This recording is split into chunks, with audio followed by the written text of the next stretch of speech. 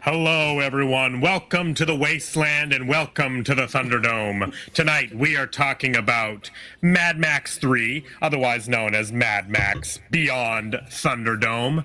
Jay, let's pop in the tape.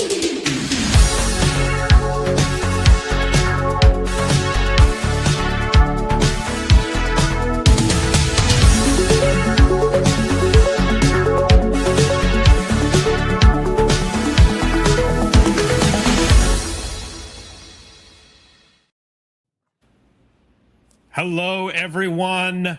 Tonight, we are joined by a very special guest. As I said on our Instagram story today. Hang on, Brandon. We got to say hello to each other. Hi, how are you? Oh, hi. You did all that small talk before the show. I'm so excited. I just want to get our guest in here. Yeah, me too. I do too. How are you, Jaden? Good. I'm good. Sorry, Thank you for it's settling the in with me. Wasteland. Pleasantries are out the door, my friend. Yeah, you're right. I forgot. You're right. Civilization's over. It's over. It's crumbled. It's done. How are you? Please. You're right. I don't want to be rude to our guest either. I just miss you, and I'm so happy to be here. I'm sorry to say that every single week. I'm sure our listeners are getting sick of that, but no. I'm sure they love it. We are joined tonight by Canadian theater chain royalty, a man by the name of Tanner Zipchen. He is an actor and a writer, and if you stepped into a movie theater in Canada for a period of time, this man was who greeted you as the Cineplex pre-show. He was talking about movies, he was interviewing stars, and I saw his face so many times over those years.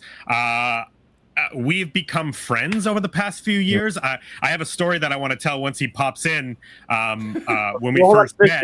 Is this a video thing? I thought it was just an audio. Yeah. Sorry. In the Wasteland, we have video capabilities. We've hooked up to the methane pig shit, and we can run video now. Okay, but just don't make a big deal about this, okay, guys? Sure. Yeah. No worries. Try not to. I'm gonna turn my camera on, but just I thought it was an audio only thing. Hey, that's fair. Communication's rough out there in the Wasteland. Oh man, ladies and gentlemen, keep going. Sorry to put you out. I thought we were only doing a call, so. No, I mean you are dressed more appropriately than Jay and I for the Wasteland. That's for sure. Yep. I thought we were going to do this, but maybe okay. The only thing that would have been made this bit even more if you were literally outside in front of a sand dune. I was dark where I was. I would have done it, but I mean, this is it. We're there. But hey, pleasure being here, guys. I'm excited. As you can tell, this is just me on like a Thursday. This is a Tanner Z off day. This is it. This is casual Friday for me. Well, thanks for having me here. This is it's great, man. Sorry, go ahead. No, I was going to ask you if Brandon warned you that sometimes these go long, and I want the guest to feel free to be able to tap out whenever they want. At some point, when you've had enough, you just give us your stars and feel free to bail. But we'd love to have you as long as you feel like being here. I'm in it for the long haul here, as you can tell. So okay, well, last week's episode was almost 4 hours, so I don't think we're going to keep you for 4 hours. We talked a lot last week. Yeah, last week was Terry Gilliam's Brazil, and that took we unpacked that. That was a big project to unpack that. Yeah, Jay. I agree. I think it's also we had 3 podcast hosts doing it, so everybody's a little verbose. I'm gonna leave my office, and it's gonna look like Mad Max by the time we're done. It's gonna be exactly. Society will crumble. There'll be desolate, sandy, empty cityscapes all around Toronto. Here we go. Well, I'm in it. I'm not gonna lie. I shouldn't even admit this, but in my mind, when I signed on, in my mind, it went like Road Warrior. Then it went Mad Max Road Warrior, and then it went. Number 2 was Beyond Thunderdome, and I didn't realize in my oversight, I was like, oh yeah, this is the 3rd. Which is fun. Oh. It's a little more. Oh, you poor bastard! Yeah, a little more saxophone in the score than I would have hoped for, but that saxophone is actually a reference to the first movie that you're talking about. The 1979 Mad Max movie has a bit where his wife is playing the saxophone, and the music that you hear, you think is score. It's Max laying in a bed. You think it's score, and then it turns out to be diegetic music because his wife is playing saxophone. So that saxophone bit in Beyond Thunderdome is actually a reference to the first Mad Max movie. Wow. The original. Yep. Who needs Wikipedia when you've got you're like the IMDb trivia section as a person. This is awesome. His research is off the chain. It's like Nardwuar all over again. Yeah, exactly. The Nardwuar of film. This is a big franchise for me. This is a very important franchise to me. I love the world of Mad Max. But before we get too far into that, I do quickly want to say hi to the chat. There is people here tonight. Oh, yeah. Sorry. Thanks. I'll get in the chat. I don't want to forget it before we get too far in. Video Power Gaming is here. Surfer Girl is here. Gannon Appleby, welcome to the show. Who else we got? Ryan Dole, my friend Ryan Dole, past and future guest. Who do I got here? Drew in the Moment here. Drew and Dave. Drew in the Moment. Orguni and Dave. That is everybody so far. Thank you all for joining us live here to talk Mad Max. I do quickly. So Tanner and I have now personally known each other for, I think, close to 2 years now. Yeah, thanks for giving me this, by the way. I appreciate that. But I when we first met, we had done a car show in historic downtown Fort Langley. We had just packed everything up. We were loading up our trailer, and you walked by, and I believe you saw the BC DeLorean logo and knew of that from our mutual friend Paul Sun-Hyung Lee from posting about it. So you popped your head in, initially talked to my dad, who was at the front of the trailer. My dad thought he knew you because my dad recognized you, but thought he knew you as one of his, from the world of construction, like somebody, a salesman or something that he knew from the world of construction. You walk around the side of the trailer, and I remember looking at you and going, I recognize this guy. Where do I know this guy from? And then it just hit me. I was like, are you Tanner Z? Because I have seen your face so many goddamn times at the Cineplex pre-show that it was so surreal, actually, to see your face in person and be like, oh my God, it is Tanner Z. I can't believe that. That was a moment. I remember it's fun that you're not well known enough that people know right away, so you kind of get lost in the did we play soccer together, did we work together?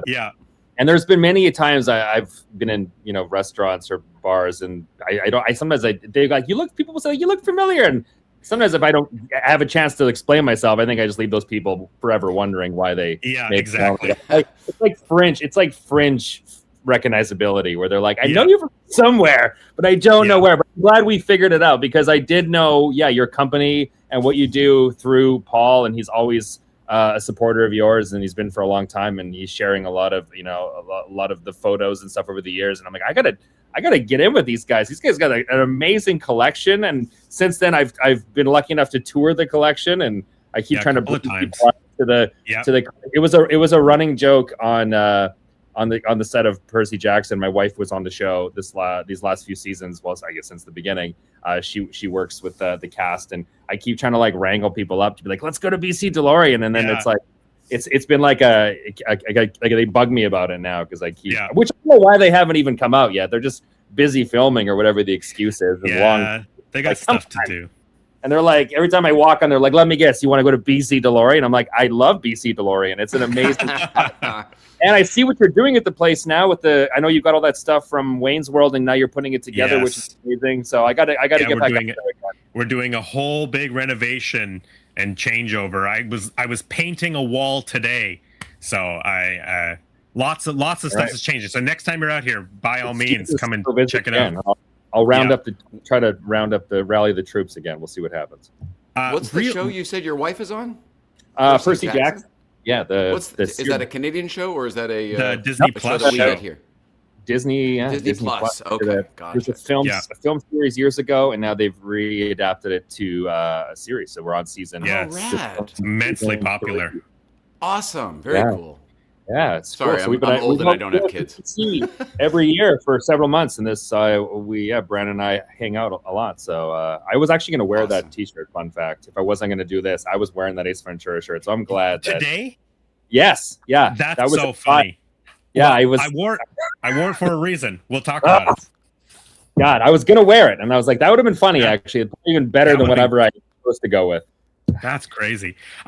Before we get off of it, real quick, I just want to talk about how you got the Cineplex pre-show, because it was initially like a contest, wasn't it? I remember at the very beginning there was 3 hosts, and is that how it was? Like, did you get in initially because you submitted to the contest of being the Cineplex host?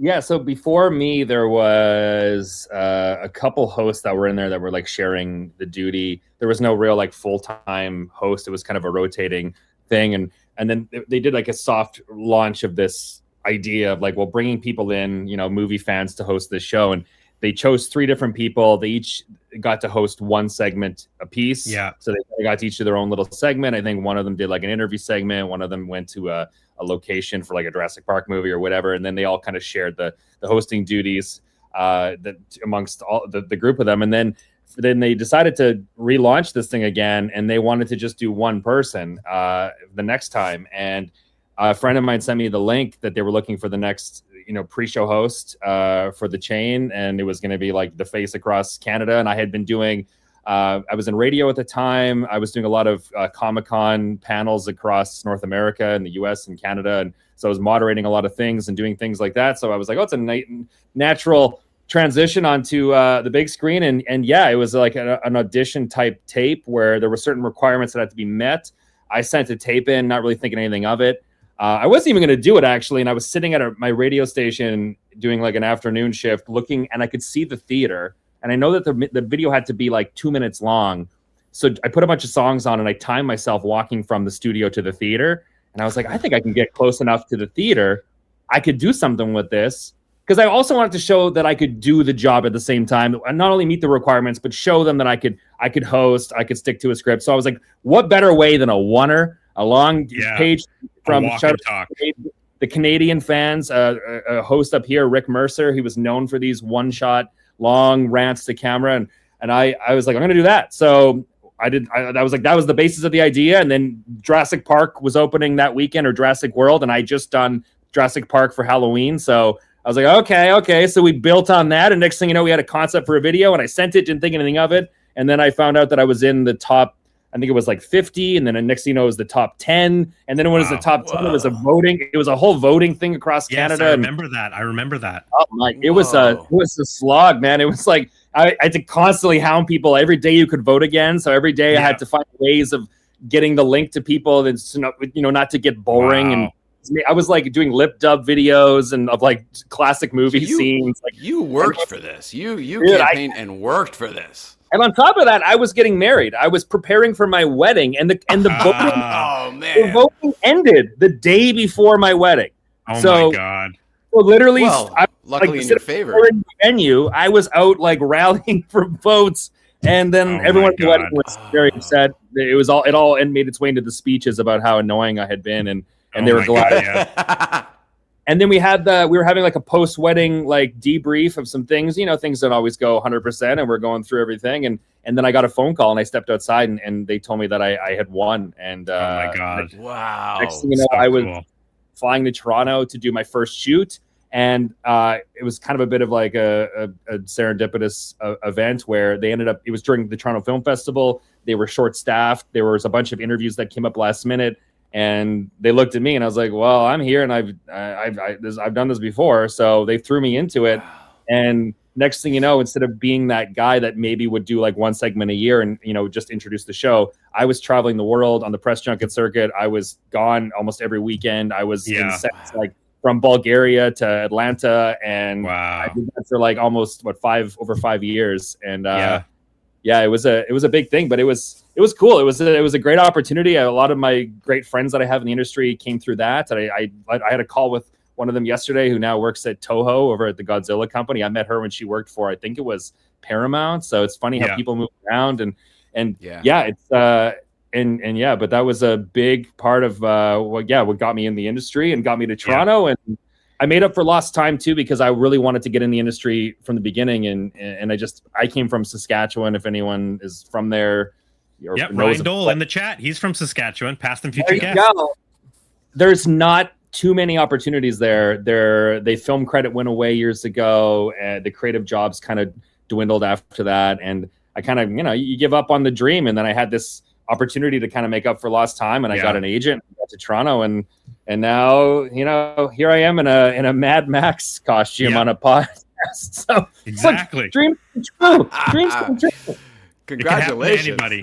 And I do have to say, you were great, because a lot of those hosts and bits that, especially for me, a frequent moviegoer, they can easily become annoying watching the same bit over and over and over again, the amount of movies that I go to. But I never ever was annoyed by you. I was always like, man, I like that. I like this Tanner Z guy. And it was fun. We did a lot of, and we were like, you restrained a lot on the types of edits because it was a corporation. Having a show that was essentially like a Trojan horse to sell ads, but we tried to push the limits as much as we could, and sometimes I just wouldn't give them anything to work with except for like fun stuff, so they would kind of have to use the stuff like, but we don't talk about the characters and we don't talk about the plot. And I was like, we don't need to, we got IMDb, we're gonna just do this way. And then people loved it. Like there's been so many great moments over the years, but it was a lot of fun, and one of those conversations did bring me to Mel Gibson, so we can talk about that later. So as we go full circle. If people don't understand what we're talking about, Tanner was basically the Nicole Kidman of AMC. Every single time you went to the movie, you were seeing Tanner's face up there time and time again. It was forced upon you unless you pre-selected your seat and just showed up on time. But exactly. It's sad that, like, I mean, people always ask all the time if I would go back, and I would do it. And I mean, I love the theater experience, and it's such an important part of watching movies and making movies, and that's kind of what we all do it for. And it's sad to see like what has come of it now. I know it's just it's a lot of ads and it's diluted. There's trailers and then they put more ads in, and there is no experience. There's no magazine. There used to be a game in Canada we called Time Play. I've had a lot of calls with Time Play over the years to try to get something going, because we're both like they're an independent company as much as I was an independent company as well within the bigger company. So we were like, why don't we just work together? And it's just we haven't had anything really aligned yet because everyone's been busy doing different things. But I hope to maybe maybe someday we'll revive the pre-show. Time Play and I can get back together and give away scene points. And for everyone who wonders, I paid in scene points, which was going around for a while. The contest was for scene points, which for people who don't know, you redeemed points for free movies, right? You take movie tickets. So when I won the contest, I won an allotment of movie points. But here's the thing: is once the job got outside of the parameters of the 1 year, because as I said, I did this for over 5 years, then it became a regular job. And paying job. People think that I was only paid in scene points, and when I demanded money, like they fired me or whatever. Like that's the internet rumors are fun to follow sometimes. But it was a job. It was a real job. I moved to Toronto for it. It was a job. So anyway, and I don't have any scene points left, so I'm not going to give you any. I have nothing. I don't have I got plenty of points. Yeah, okay. You have more than me. I guarantee you. I guarantee you. Yeah. I don't even use them for movies because I'm a Cine Club member, so I get free tickets and discounted tickets. So I just use my scene points for. You can do them 1-to-1 at the concession stand. So all my treats are. I haven't paid for a treat for a while. Well, the best part was I got a year's worth of free movies in points. So it was a movie a week is what it worked out to be in points. But then right after I won, they changed the amount for the movies. So that's bullshit. There's layers to the story, guys. There's layers to this. So I ended up getting like 9 months of free movies, and anyway. But then they had to give me some more. It's a whole thing. I just wanted people to understand like how cool it is to have you on this show, being Canadian. Any Canadians, they know who you are. Yeah, and my mom, people still come to me all the time, and I'm like, it's cool to be a part of that section of their lives. Like some people met their partner at a movie, and my big head was there, and they were like, "Oh, you were kind of a part of our day in a way." And I've been invited to weddings in the past for that reason. Like, just weird things that have happened, and amazing things that have happened. I've had, when the pandemic happened, people reached out to me because they felt like I was their first friend when they like moved to Canada years ago. Oh my God. And I was like a face that they would see regularly, and it's affected. You don't realize how many lives it touches and affects, and I'm grateful for it, and it brings me here to do cool stuff like this. So thank you for having me. The theater going experience is an intimate one too. So you kind of you connect. It's just you're not talking to the person next to you usually. Oh yeah. Talk about intimate. There was many screenings, Tanner, where it was just you and I in the theater. Wow. I know. That's why when I saw you, I was like, you also look familiar. You also. I was going to say, what's your side of that, Tanner? Brandon, before we start the whole thing, can I just real quick story of a cool thing I got to do today and the explanation for why I'm wearing a shirt that says bollocks. Of course. Let me make you big. I'm going to show a picture in a sec. Make you big. So I've been. I'm not ready to be big yet. Oh, Brandon, give me a sec. Just warm up to it. Jesus. When the photo's ready, I'll big you. I've been kind of getting back into my old life lately, and I've been spending time at the movie studios again. And I was at Sony last week, having some meetings, but also checking out our ghost-busting car friends, the old Ectos. Today, I had a really cool experience that mimicked one I had before. When we built our time machine way back in the beginning, we were very lucky that we got to bring it to Bob Zemeckis and show it to him. And when he first saw it, he leaned on the door and he's like, "I haven't seen this thing in 25 years," and it was a crazy moment. Today, I got to bring my friend Simon Wells, who actually orchestrated that moment a bunch of years ago. And for context, Tanner, Simon Wells is the great-great-great-grandson of H.G. Wells. I think he's just the great-grandson. Maybe the great-great. Yeah, but he worked on the Back to the Future 2 and 3, designer of the time train. He's a super cool guy. That's he directed sci-fi legacy on that. Yeah, for sure. And he directed the 2002 version of Time Machine with Time Machine, and stuff. And he was an animator on Roger Rabbit. He's literally one of the coolest people in the world. Yeah. He's going to be on the show next week, actually, Brandon. Awesome. If you want to be a satellite guest at the same time, that'd be cool. Yeah, that was last time. That's how I met him last time. I know, but if you feel like doing it again. So anyway, I got to bring him over to the Warner Brothers archives today to reunite him.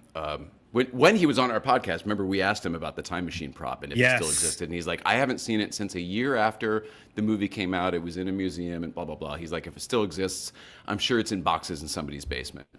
And then a month ago, I'm over at the Warner Brothers archives and I turn a corner and there it is in all its magnificence. And I said, you don't understand. I know there's no photos, but I need to take a photo. I need my friend who directed this movie, who made that thing.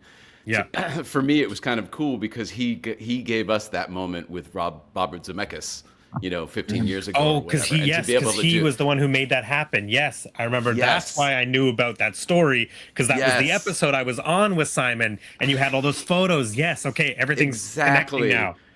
So and he shot this movie in 2001, so it's literally 25 years ago. So it's the same thing, and we're reuniting him with his time machine. It was a cool moment today. So I appreciate you letting me. And also, aesthetically, that movie I feel like was a little a little Mad Maxy. There was a little sandy. There was some stuff going on. They ended up Amazing you say that. It's very similar to this particular movie in Mad Max. Here was the day we were all together way back when. So Simon made this happen back in the day. Oh wow! Bobby Z, Bobby Gale G, and Sean Bishop, Shawnee S, J-E-R. I guess that's what it would be. J-E-R. Anyway, so it was super cool. Thanks. That's awesome. Cool. I mean, I'm very jealous of your walks through the Warner Brothers archives. You have seen some very cool things that blow me away. Yeah. Next time, when you're in town, let's plan some stuff. Every time you're in town, you have a schedule that's booked. There's too much to do. Yes.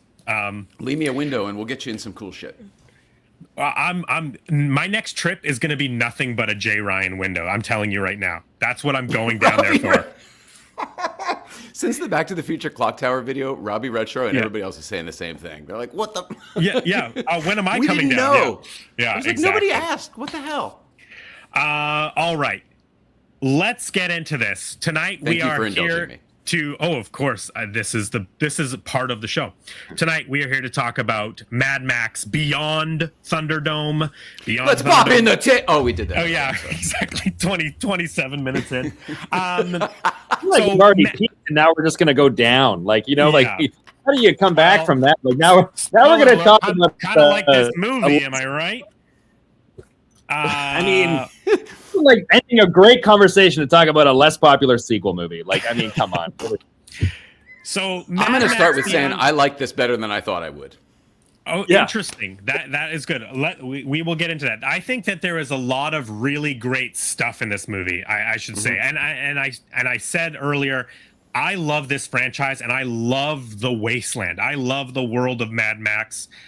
I would say Fury Road, Mad Max Fury Road, that came out in 2015, is one of my all-time favorite movies. I'm absolutely obsessed with it. I saw it 5 times in the theater.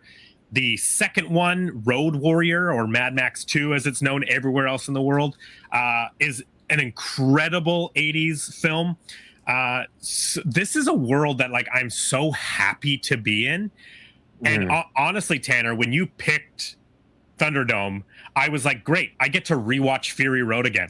I was just like, I get to bonus points if anybody else completed the whole saga, but I watched everything again. Mad Max, Road Warrior, Beyond Thunderdome, Fury Road, and I even revisited Furiosa from 2024. Wow.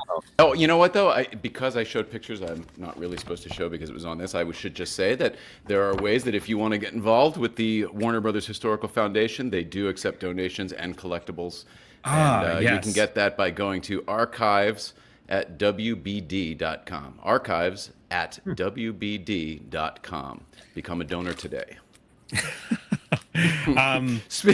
This is when I was a kid. This is how the movies used to be. There was a guy going up and down the aisle with a little thing for the Will Rogers Institute, and you'd put a buck in it or whatever, like church collection. Yeah, well, that's what it is. It's my church. All right, so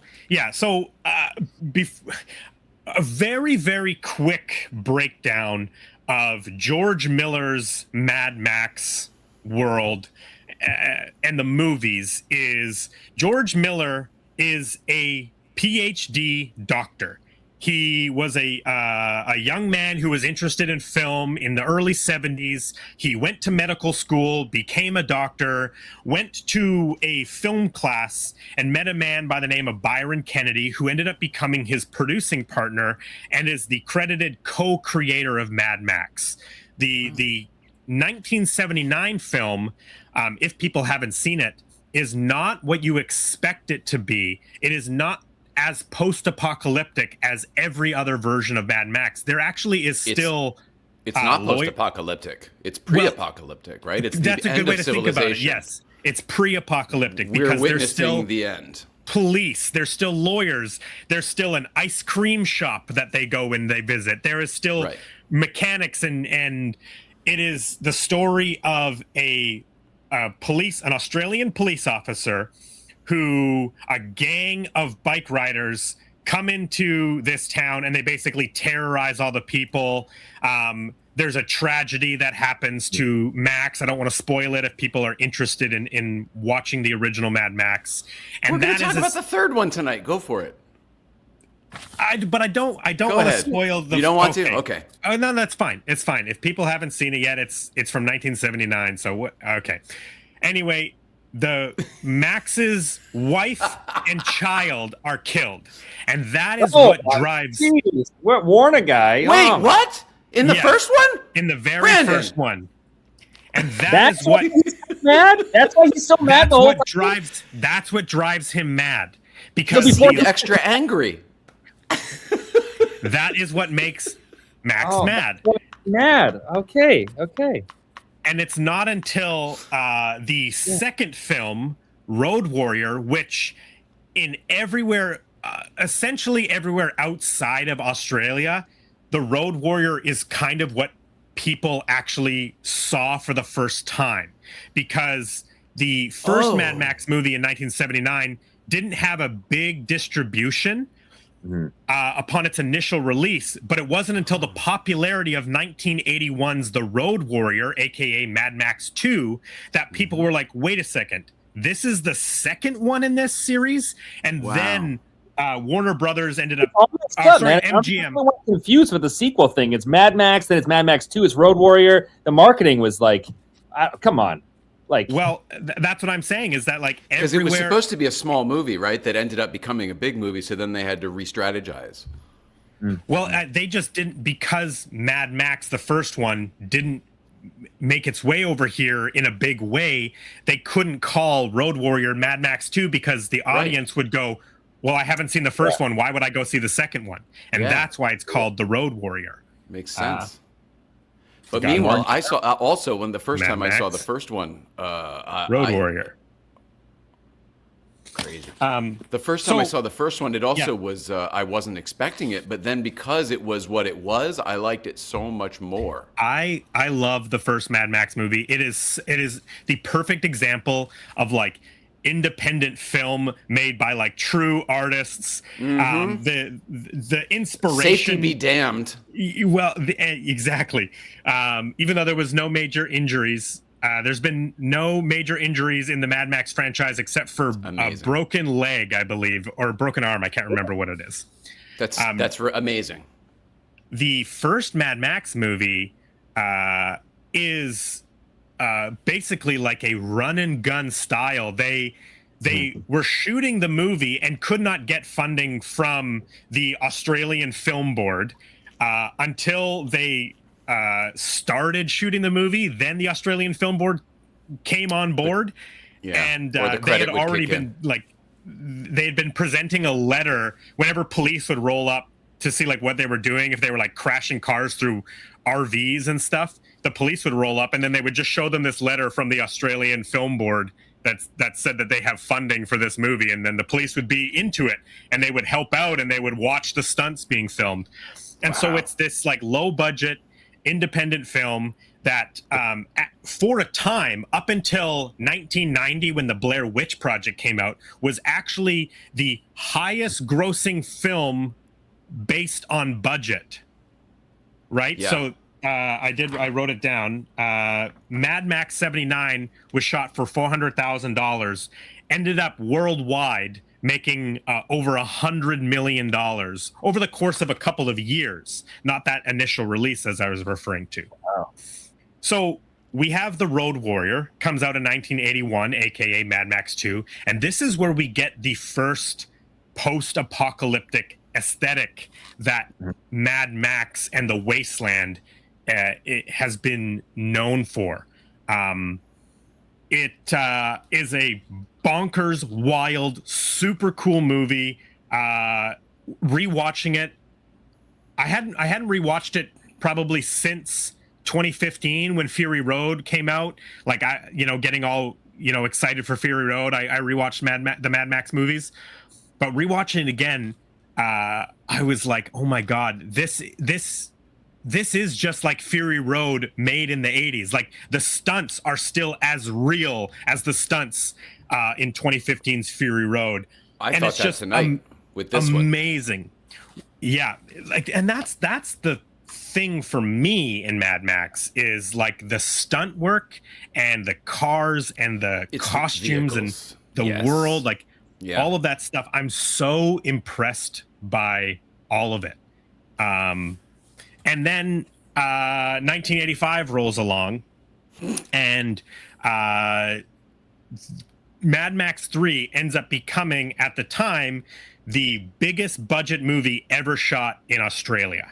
So it's just this machine that started as like true independent artist filmmaker roots, two guys who met in a film workshop who bonded, created this character, said, let's just go out and do it. They raised the money themselves.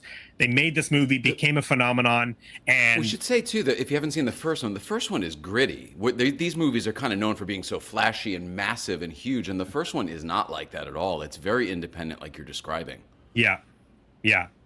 Do you think it lost its charm? Because I know a lot of people with the third one, it was a different movie. It was so much bigger. Do you think it succeeded more at that lower, budgetary level? Like the grittiness kind of was lost. And I know for me watching the films, by the time you get to the third one, it does feel like such a different, almost out of place movie. It kind of away from, I think, with the magic of it. It's kind of like when you look at Star Wars and they say, okay, well, George Lucas never had the abilities to do his full vision. And I'm like, I think that's why it worked. Like, I think we absolutely agree. Well, that's exactly when he got the full vision is not for me. I don't like it. Exactly. When he got the opportunity to do his full vision, he made the movies worse, right? Yeah, he pissed everybody off.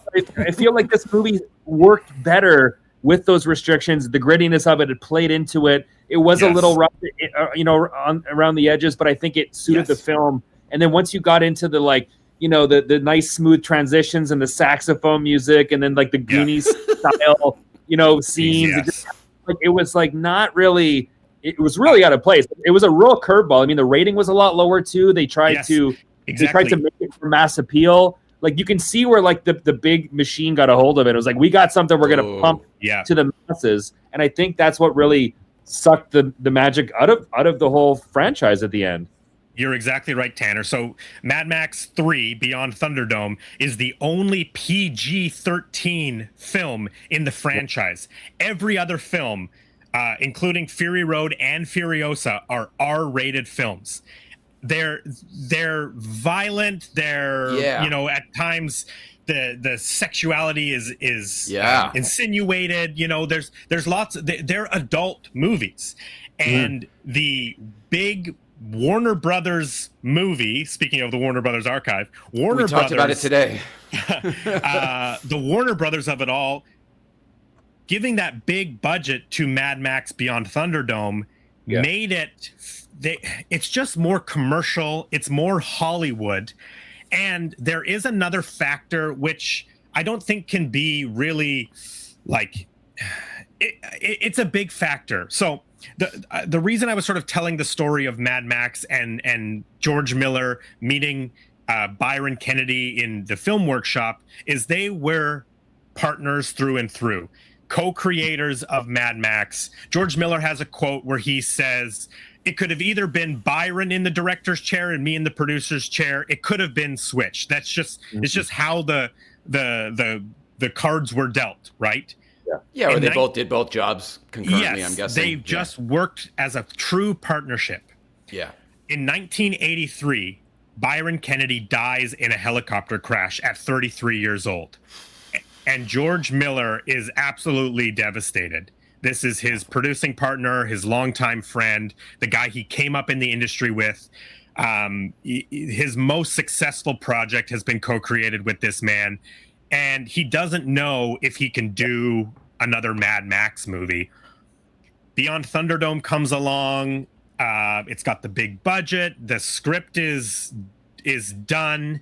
And George Miller turns to a friend, someone that he's worked to in the Australian TV industry, which is why this film has a co-director credit of George Ogilvy.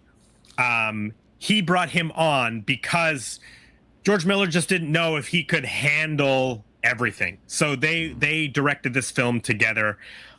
And I think that all the things we're saying are true and make this film not as great as the other Mad Max film, the commercialization, the PG-13 rating, but there is also a grieving and a sort of Mad Max. George Miller is going through something during pre-production and during the shooting of this third Mad Max movie without his co-creator and producing partner Byron Kennedy. And that's why at the very end of the movie, the very last I think it's right before the credits, there is a for Byron little credit. Yeah. And that was the co-creator and producer of the Mad Max films. Wild.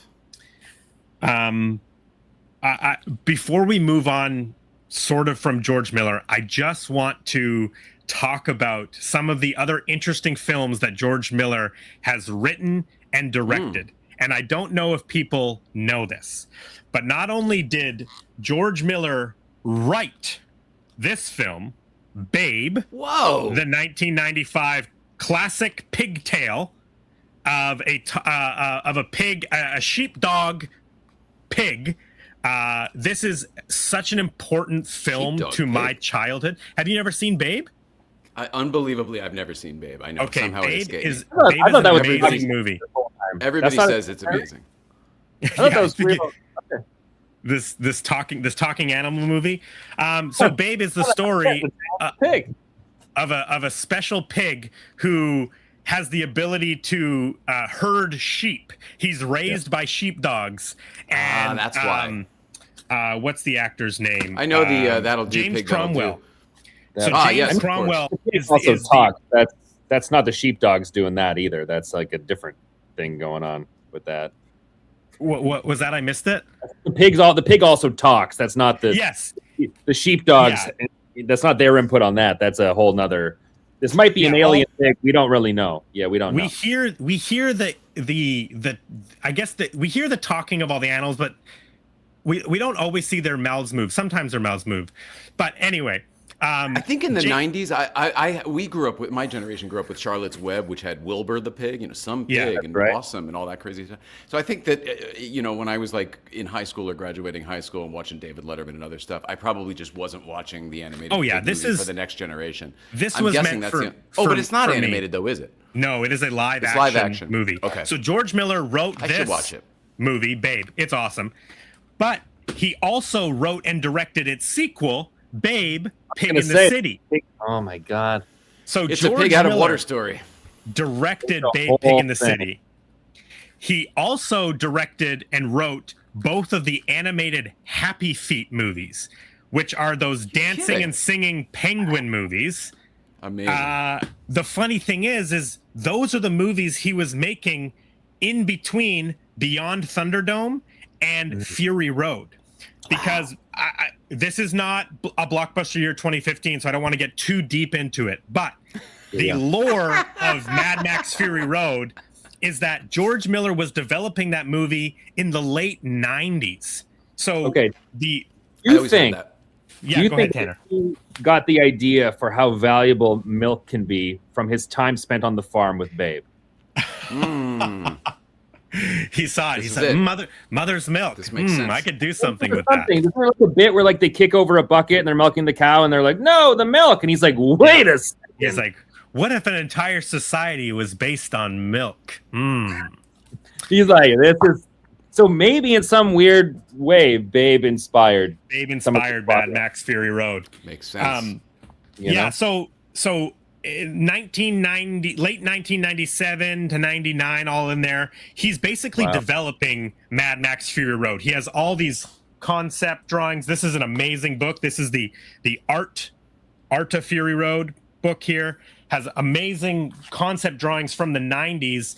And it's like the stuff that you see in Fury Road in 2015 is like character names and vehicle designs that in the drawings they're dated 1997. So it's just like it's all living in his head through directing Babe, Pig in the City, and two Happy Feet movies, and The Witches of Eastwick, and all the he's directed Witches of Eastwick. Wow. Yes, he's the director of Witches of Eastwick and one segment in the Twilight Zone movie, the 20,000. Yes. There's something on the wings. Nightmare at 20,000 feet. Yes, thank you. Nightmare at 20,000 feet. I thought you were going to say New Moon. When you said Twilight, I think you said Twilight, and I was like, yeah. Well, I did Twilight Zone. Yeah. New Could you imagine? That's definitely his movie. George Miller's and the third Harry Twilight. Potter. Yes. What hasn't this guy done? Oh my God! Wow. Well, that's an incredible. You blew my mind today. You're again the Nardwuar of film. This is incredible. I don't know where you pull this from, but my mind is blown. So thank you. I just wanted to give people the context of where we're at with the Mad Max franchise. When they did Fury Road, they should have said, from the makers of Babe, Pig in the City. Yes, exactly. From the Academy Award-winning director of Happy Feet. Yes! Why didn't they do that?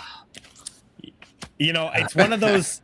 the connection to the Babe movies is one of those like fun facts I like to give out whenever, if Mad Max ever comes up in conversation, I always make sure that I like, you know, that he wrote Babe and wrote and directed the sequel to Babe. That's fun. A lot of people don't know that. Okay, I have a question for you, sure. Since you are an expert on this topic. This confused me in watching the film. There's an actor that returns in the third film, but it's a different character. Yes. So we are talking about Bruce Spence. They forget that they put him in the helicopter guy, right? But he's helicopter guy. A similar role, The airplane guy, whatever the airplane guy. He plays the helicopter pilot, and then he literally flies a plane in the third one. So you assume it's the same. I did think it was the same. It's not the same. It's not the same character, right? Is that right? It's not the same character, but it is the same actor. You are correct. Yes, and but this is a thing that George Miller has done in almost every single Mad Max movie. He's had carryovers. So the original, okay, yeah, that's... the original bad guy in the first Mad Max, 1979, is named Toe Cutter. I'm blanking on his name right now. This is the gang leader guy. Yes, the gang leader. Keys, something Keys. I can't remember his name right now. That actor plays Immortan Joe in Fury Road, the big white, with the mask, right? Immortan Joe, our big bad in Fury Road. That is the same actor who plays the bad guy in the first Mad Max. Now it's not the same character. No, okay. But I mean, with that, you're not seeing the full face, and you can believe in the other character. Yes, I get that. With this, it's like it's also from 1979 to 2015. Yes, I think the mistake too is that he made them both pilots, right? Yeah. Yes. Yeah. It's too similar. It's too confusing because when you watch the movie and there's that He's moment even got where the same kind of where tone. he comes up to the... What's going on? You guys were friends. Yeah, he comes up to the... Yeah, he comes up to the Thunderdome and he's watching the Thunderdome, and I'm like, say something. That's your friend Max. Yeah, I thought it was an inside, like when Lando's in Jabba's palace, and it's like an inside job, and they're gonna bust him out. This is like the Lando reveal, and he's gonna boom, the next thing that Boomerang kid shows up again, and we got a whole. But no, not that at all. Yeah, so that one is confusing. You were absolutely right. That is the actor Bruce Spence, who, on top of that, also has a very unique look. It's not like he can fade into the background, or like in the case of Toe Cutter in the first one and Immortan Joe in Fury Road, there's a big mask on his face, right? He's hiding people in a way. Another example is one of the actors who plays one of the war boys in Fury Road plays a new character in Furiosa that is one of Immortan Joe's sons. And, again, the war boys in Fury Road are completely covered in white paint. True. Yeah. And then his son is obviously skin colored. So you don't even really make the connection, but he likes to use the same actors. This is an example. You're not burned on the series. You can go again, but when you are the character is very similar. Yes. We are doing a line of just confusing. That'd be like Mel Gibson coming back, and he's not Mad Max this time. Yeah, exactly. Yeah. He's not hiding him at all. Yeah. He's still got the gray in his hair and one arm pad. You're like, that's fucking Mad Max. I'm sorry. No, not him. That's Toe Cutter too, man. Nope. Speaking of Bruce Spence, the reason I'm wearing this Ace Ventura shirt is because he is one of the poachers in Ace Ventura: When Nature Calls, and that's that rhino just went for auction too. Did you see that? We bid on it, but it went for way too much. Oh, yeah, it went for over $60,000, and we barely have room as it is. But we were considering That would be the ultimate vehicle for your collection. Oh my Come God, on. yeah.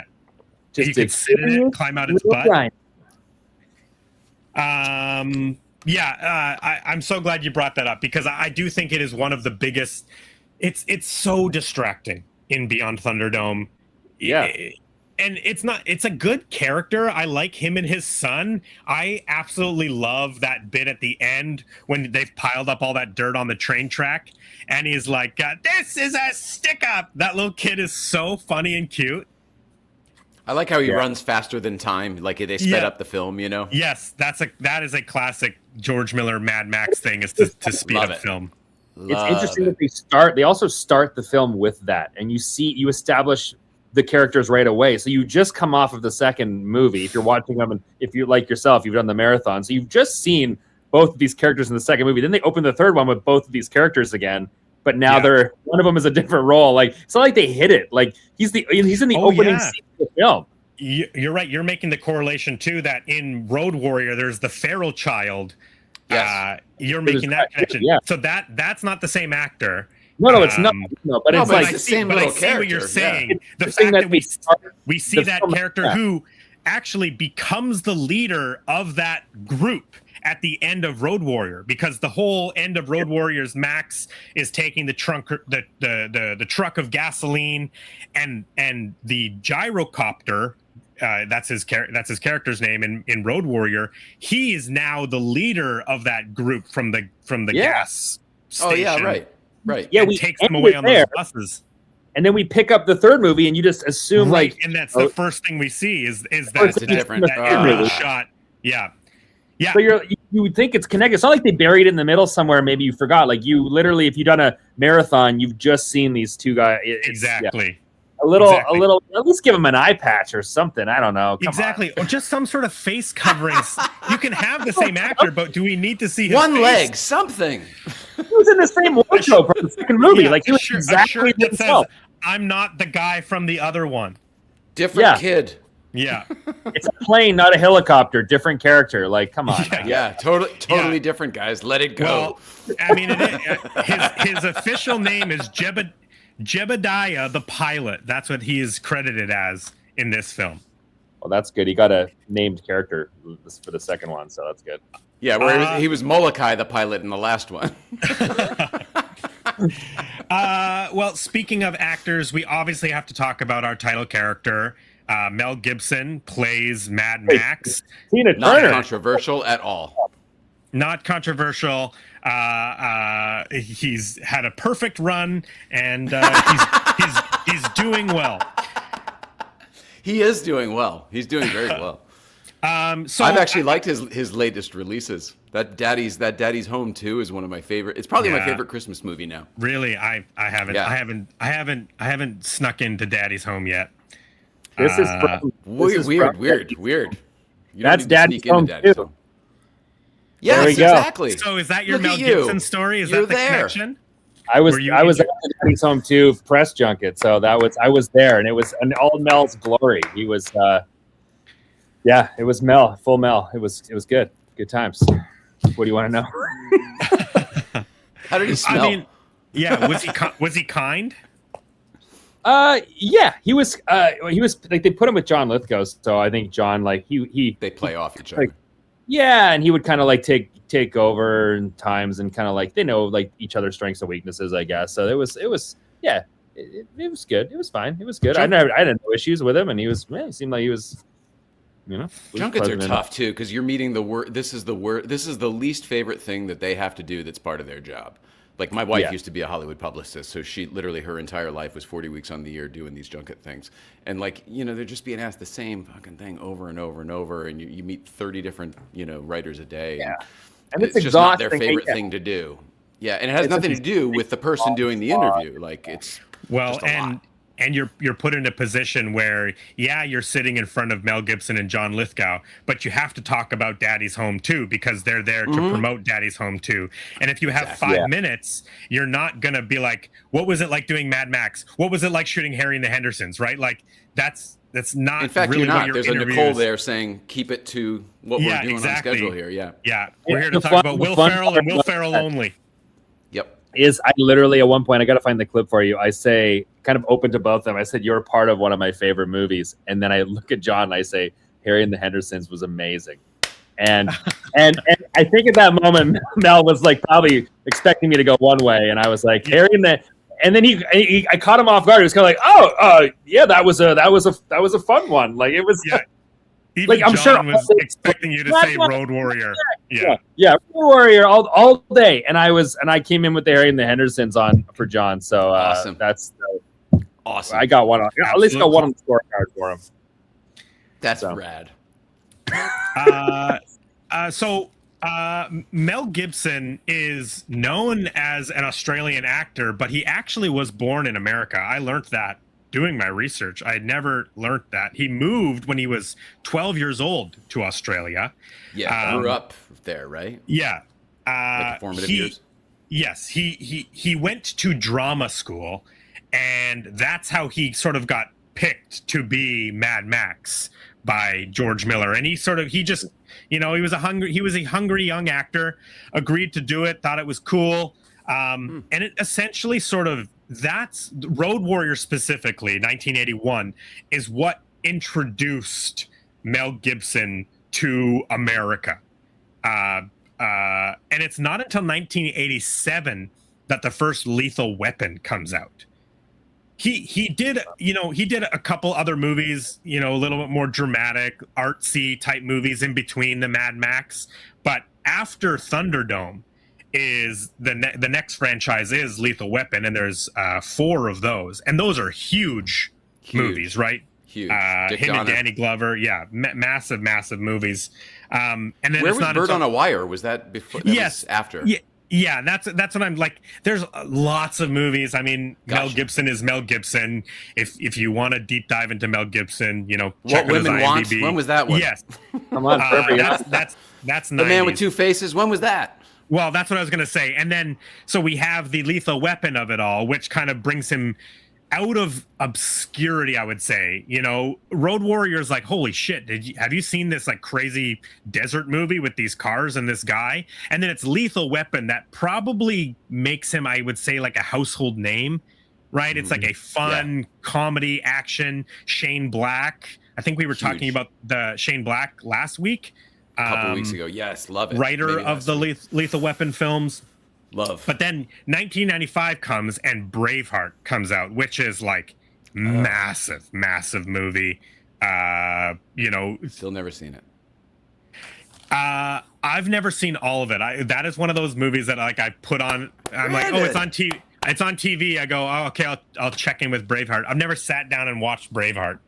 No, thank you. The helicopter pilot's in that one too. Yeah. Oh, is he? Oh, okay. He drives a wagon, and it's confusing.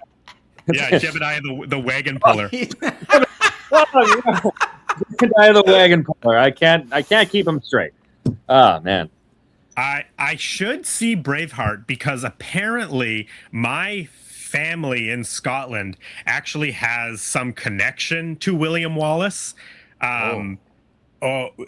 So in Scotland, there's like every family has a tartan, I believe it's called, which is like the pattern of your kilt. And there's like sayings. All your families have sayings. And our family, the Copelands, on my mother's side, the Copelands, the saying is over, fork, over, which apparently is a reference to our family hiding William Wallace with hay during that whole it's a pitchfork, hiding him with hay, fork over the hay. That's apparently the story. I haven't delved deep into it, but I should check in with Braveheart because I may have saved William Wallace's life. We don't know. Amazing. My family. Thank you for your service. I mean, Mel Gibson is household name. Mel Gibson, obviously, he had his like career decimating tirade. I don't even remember when that was in the 2000s, like 2000s. an absolute career ender as far as I'm afraid. There was a few, but he's still working and he's still making movies. He's yes. It's hard to come back from anti-Semitism in my book. I hear you. So that is why I like don't. I watch these old movies and I watch these old movies and it's one of those things that like I go like, oh man, like he kind of sucks. But I like this. You rewrite the old one because you can see. Okay, what did you watch? Passion of the Christ. That's the only one I've never watched, and that's the one that kind of. I've seen it. I grew up like religious, but I would be curious to like check in and because I just remember how violent it is. So I'm like, would I watch Passion of the Christ now and go like, man, these effects are pretty freaking cool. Oh my Probably. cool gore. Man, Jesus be bleeding. Yeah, they really ripped his back out. Wow. Damn. Okay. I see where we're going. So I thought he was canceled too, but then they keep hiring him and he keeps making a lot of money for studios. So to me, that's not canceled because people keep giving him their money. I think it's like, socially canceled, maybe. Socially canceled, and unfortunately, it's really funny in that Daddy's Home too. He's kind of removed from it now, right? It happened so many years ago that it's not. Well, I don't think he stands by his behavior too. Didn't he? Wasn't he like I was drunk and chilled out, and wasn't I like I was totally bonkers? Yes. When I was saying those awful, really awful things. Like there's all of that side of it too. So I mean, at this point, I don't know. Watch the movies. I'm still watching the Mad Max movies, so I haven't. We used to see him in Malibu all the time, and I haven't seen him in many, many, many, many years. Probably since like then. So maybe he doesn't come out anymore. I don't know. That whole thing happened in Malibu on PCH. Okay, yeah. Getting pulled over with Officer Sugar, whatever. Yeah. Called her. Yeah. Anything else to say?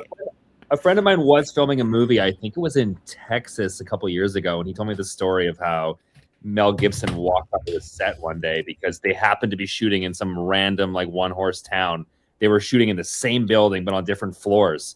So Mel Gibson walks in, and everyone's like looking around like, did we book Mel Gibson for like a cameo today? And it was a wild situation in this like small town. And that night they ended up going to the hotel bar, and Mel Gibson was there. And it was a weird concoction of people where Wayne Gretzky's son was in the other film. So Wayne Gretzky shows up. And so it's like Wayne Gretzky and Mel Gibson at the bar. And then as the story goes, the door opens and Adam Sandler's on a Cross America road trip and he rolls in. Yeah. And I just keep thinking about like the bartender who's going to go home and tell that story and be like, you would never guess what late. So I'm Wayne Gretzky, Mad Max, and then little Nicky shows up and it's crazy. It was crazy. So it's the perfect joke with no punchline. Sorry about that. Exactly. The perfect setup. It's the worst movie to say Little Nicky. Come on, of all the films. God, stupid. Anyway. I love Little Nicky. I stand by it. That is a weird reference to make. Of all the huge blockbusters. Yeah. Billy Madison, Happy Gilmore. Little Nicky? You could have said The Cobbler. I know. The son of a bitch, The Cobbler walks in. The Cobbler is directed by an Academy Award winner, okay? I also love The Cobbler. I stand by The Cobbler. Nicole and I both loved The Cobbler. Still do. Oddly enough, Adam Sandler is in town right now. He's shooting something. He was playing a pickup basketball game at the YMCA in Vancouver. Whoa. He was out in Harrison Hot Springs. So he's out and about in British Columbia right now. Didn't you tell me they shot Happy Gilmore all up there too? Yes, Happy Gilmore, the first one, was shot all up in Vancouver. Cool. Well, where I'm from right now, they shot Billy Madison. So just saying. That's right. They shot it in the McLaughlin Manor, the founder of General Motors. His mansion is the Billy Madison Manor that he has the parties in. And remember, you always see using jet skis through the Nudie magazine. Go in the garden. You could tour. The clown where he does the like down the stairwell. That whole scene, like that's in the manor. But yeah, it's a very historic building that they did spy training during the war and everything. And then now it became the Billy Madison Mansion, and they've shot a few films there. Umbrella and the school. Yeah, that's right. Yeah, and the school at the end of the film, is also in North York, I think Toronto area. So it's all around. And Black Creek Pioneer Village is where they go on the field trip and everyone pees their pants. Yeah, they pee their pants. Oh my God. Yeah, consider both Sandler classics shot up in Canada. They shot Mr. Deeds in my hometown. There you go. Next town over. Yeah. Oh, the fake I think you were telling me it was the real Winchester. No, that was Fieldville. That was somebody else. This was where the pizza place is and where he gave out all the Corvettes and everything and where Crazy Eyes lived. It where was he reads the cards. Something. Yeah, it's supposed to be New Hampshire, wherever. I'll bring the beers. God, I love Adam Sandler. How are we an hour plus into this and we haven't brought up Tina Turner yet? Like, what's going on? I know. I was literally about to just say, is there anything else we want to say about Mel Gibson? What are we doing? I thought when you said number one, I was like Tina Turner, and we go on this Mel Gibson. I'm sorry, but if you look at this VHS tape here, I believe Mel Gibson is above the tiny little Tina Turner. But fair point. Look at that. Tina's got the real estate on the poster, though. Look at that. Look at that hair. Well, it's all the hair, yeah. Let's talk about Tina Turner, the wonderful Tina Turner. I think one of the interesting things is her biggest song is the year before, 1984. What's Love Got to Do? Her only number one song comes out the year before. That right? Yes, only one. Yeah. Well, and this I would have thought We Don't Need Another Hero would have been even bigger. I didn't realize. We Don't Need Another Hero, number 2. Okay. Number 2 on the billboards. And then the third song, One of the Living, I think was number 3 or number 5, Billboard number Hot 100s or whatever they call it. I don't know if I know that one. Well, I have both the instrumental and the regular version on this 45. So that's cool. Right on. Bravo. That's 45. Put it on. I don't actually have a turntable in here, but I got one in the house, so I can. Anyway, that's awesome. Did I give you a short? Did I give you a short circuit? Yeah, 45? You gave me DeBarge. You gave me the short circuit 45. Yeah. Just I go to the movie sales and nobody buys the movie 45s, and I just scoop them all. So there we go. Yeah. They're the coolest. I love when they think it's a like a ham radio. They're trying to like call out when they put the record on the thing. Yeah, then it's a French. It's an instructional French record. How to speak? Yes, exactly. Yeah. So yeah, Tina Turner is obviously very charismatic in this movie. She brings all of that rock star energy. She's freaking Tina Turner. Freaking Tina Turner. I saw the Tina Turner musical very recently. It's the story of her life, sung through all of her songs. So it's not like What's Love Got to Do with It, but it is a retelling of. It's a retelling of her life in the industry, leading up to her separation. Yeah, I should have looked up the song list. I couldn't remember if they did the Thunderdome song in the musical, but I'm like, it's a good song. Like they probably did. It's probably in a medley somewhere in the show. I should look it up.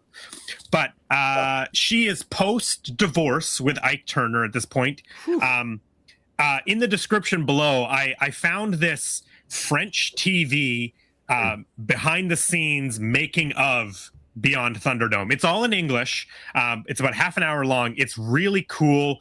They show a lot of the background performers and the stunt performers. It's all the vehicles. They're there filming the days during the big final chase sequence. And they interview Tina Turner. And she talks about how she relates to Auntie Entity is her character's name, because Auntie Entity is rebuilding.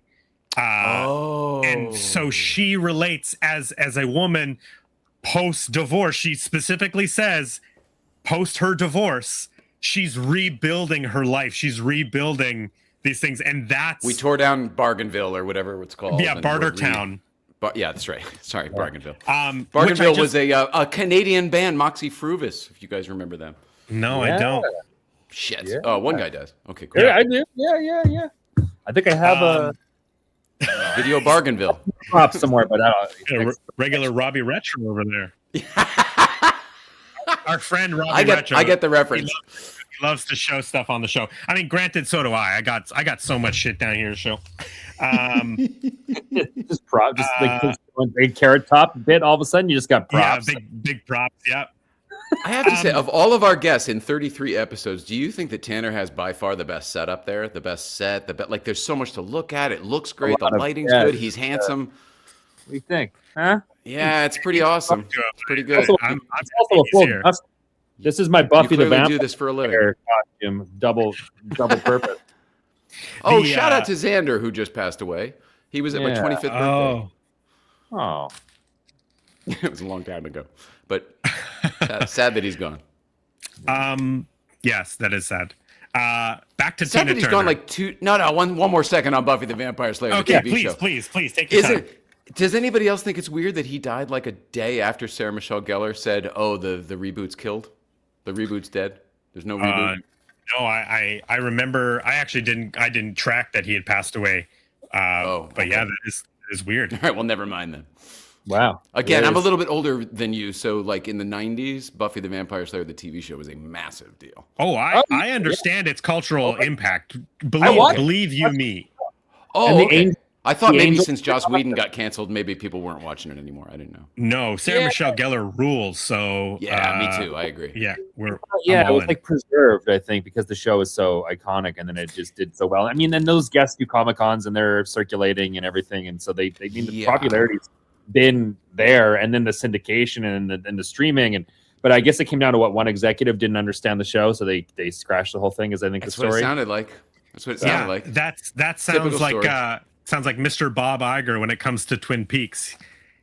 Bob Iger is famously the one who made David Lynch and Mark Frost solve the mystery on Twin Peaks. Anyway, Tina Turner. She has a very short acting career, but it's really interesting. So she's in the movie Tommy, which is the Who movie. She plays the Acid Queen, which is a super Mad Max name if I've ever heard one. She's in the Bee Gees movie Sgt. Pepper's Lonely Hearts Club Band, which is an awful movie, terrible movie. The Bee Gees or the Beatles? No, the Bee Gees. The Bee Gees does a Lonely Heart, but that's Sgt. Pepper. Oh my God. Where is it? Yeah. Don't show up. No props allowed. No more props. No, it's here. So this is a live action Sgt. Pepper's Lonely Hearts Club Band. There's the Bee Gees there. What the fuck? They play Sgt. Pepper and the Lonely Hearts Club Band. It's all Beatles music. It's all the songs from the album. Steve Martin is in this movie. I have to see this. George Burns, Aerosmith, Alice Cooper, Billy Preston, Earth, Wind, and Fire. It is a terrible, terrible movie. Nearly unwatchable. Other than the music is really good. Right. Tina Turner's in it. And then her last acting credit is the mayor in Last Action Hero, 1993, which is a film I love. So she really only has like 4 acting roles in movies. Every other appearance in a TV show or anything, she's Tina Turner. She's making an appearance as Tina Turner. But playing characters, she really only has 4 roles. And she really sinks her teeth into Entity in Beyond Thunderdome. Really blows the end. Where's it well? I don't want to spoil it, but I feel like the PG-13 rating really killed our ending. I think, right? Is that what happened there? Like, what's going on? Like, what's the whole chase? What an anticlimactic. Like, what's the point of all that? Why did we just do that? You know, she got to him. Wow. Yeah, the fact that she leaves him alone just for the sake that she sees some sort of she has like respect for Max after he's completely wronged her and destroyed Bartertown and destroyed her entire system with the Master Blaster and the pig shit and like. We just established how valuable gasoline is in the last movie, and they're doing a long trip through the desert. Well, they're killing people. Yeah, maybe those cars run on pig shit too. I don't know for sure. I'm not. No, they blow up when you hit them. Yeah. That's okay. Gasoline Yeah. there. That's okay. All right. I mean, I don't know. I have a theory about methane. You're right. Good point. I have a theory about Tina Turner in this film and the reason why they wanted someone like a rock star or a recognizable.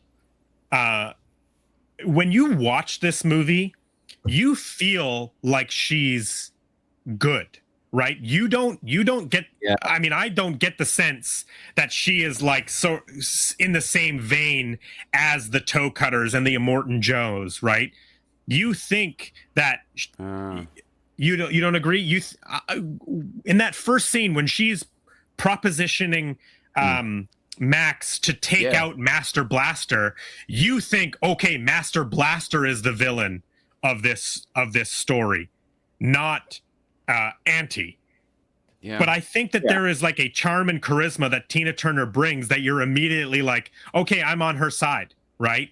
But in reality, the villain right away. No, she reads like his friend, and there's a softness to her. She's also in a disposition with the situation too, so she's a victim of the situation, which kind of makes her, I guess, not the ultimate, I guess, antagonist, because her and Max are alike. That this Master Blaster guy is, I guess, controlling the whole situation, I guess, in a way. So I never really enemy of my enemy is my friend. That idea. And it's proposed. Yeah, it's proposed that Master Blaster is bad, right? And even like, putting up the embargo and all that kind of stuff, like clearly there is a dynamic. They're fighting over power, Underworld versus Bartertown above. There's politics involved. Yeah, but we then learn, through the course of the Thunderdome battle, what Blaster actually is. He is a man with mental disabilities. We learn later in the film that Master is just a guy who has a tweed suit lying around, so I think that there is something about like casting somebody like Tina Turner so the audience is immediately on her side, because we don't get really any introduction other than she like comes through a curtain and says like, oh, what does she call him? Like a raggedy man? You are a raggedy man. Yeah. And that's all we get. And it's the big moment where we go, oh, Tina Turner, right? Especially in 1985. So interesting. So is there who else would you put in that role? Say Tina Turner says no. Who do you put in that role? Who else to do the same? It's not I don't think it's a like. I just mean like that's why it's a name in my opinion, because in the other Mad Max movies there's no names. Even Mel Gibson isn't a name. I got a question for you. You do the movie today. We reboot Thunderdome just because why not? Everyone's doing it. Who do you cast today? Who's the Tina? Yeah. Who's the Tina Turner of Who's the Tina Turner? Who? Lady Gaga. Is that it? Is it Gaga? For me, I think. Yeah. Gaga's a good answer. I was similarly going to say Chapel Roan, just because I think Chapel Roan could pull off the looks, and so could Gaga. So could Gaga. I was going with the distinct features of Gaga. Yeah. And she could rock that punk thing so hardcore. Yes. Yeah. Were you going to say Chapel too, Tanner? Is that what you're going to say? Yeah. My third choice was Billy Ray Cyrus. So. Oh yeah, he's great. And very current too, which is nice. So current. Like a couple years ago, maybe Avril Lavigne, like because of her anger and like that. Yeah, for sure. Yeah, I think those are I mean, that would be it for me. But what a great role. It wouldn't be Taylor Swift, right? It wouldn't be, although she would put seats in the asses in the seats. Yeah, Taylor Swift would have been better for the Furiosa, the prequel to Fury Road, in the Anya Taylor-Joy role. Taylor Swift wait a second. There. So Furiosa is between what we watched and Fury Road? Yes, so Furiosa is a prequel to Fury Road because it's a young Furiosa working her way through the ranks of the War Boys to eventually becoming the war rig. So driver. Should I watch them out of sequence? Because I'm this weekend. I only watched this one. No. Watch Fury Road first. No. Watch Fury Road. I didn't expect to like Fury Road. I loved it. God, Fury Road, I could talk about it forever. I could talk about it for an hour and 21 minutes. what is the timeline on this apocalypse? Because I feel like it happened quite quickly. That is a really great question. Wearing leather and chains and fur, Yes. and like That's within a matter of like months or years. Like how it evolved quite. Okay, so how much time has passed? How far in between? Yeah. Set aside civilization, and then all of a sudden, like he's telling these children about what it was like. These kids would have still been born, like presumably it's only been a few years. So these 8-year-old kids would have been alive still. Like none of this is all like he's from another time. Like this is all within like 3 years. It seems like. So what are we all? Yes. How are we forgetting? And speaking from personal experience, I still, as a grieving widow, I still miss my wife. This guy lost his kids too. Like there's none of that. Okay, I do have an answer for that. So you perceive the timeline to be the years between the movies. That is not the case. The timeline between Mad Max and Road Warrior is supposed to be 5 years. Now, the original Mad Max, they are on the brink of apocalypse. There is still society left.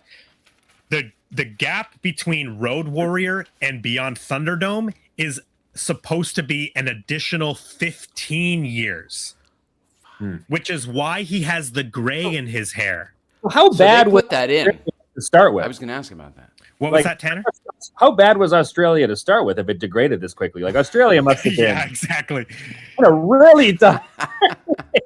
They never really built it up in the first place. It happened fast. The apocalypse happened fast. I mean, granted, there's a lot of sand in Australia already, but society crumbled quickly. Okay, all right. Was that explained in this movie, or am I making that up? Because one of the reasons I ended up liking this movie more than I thought was the scene with the kids, that I thought I couldn't stand this and I can't take it anymore. But then he's looking at the little viewfinder thing, and they're looking at what the world used to be.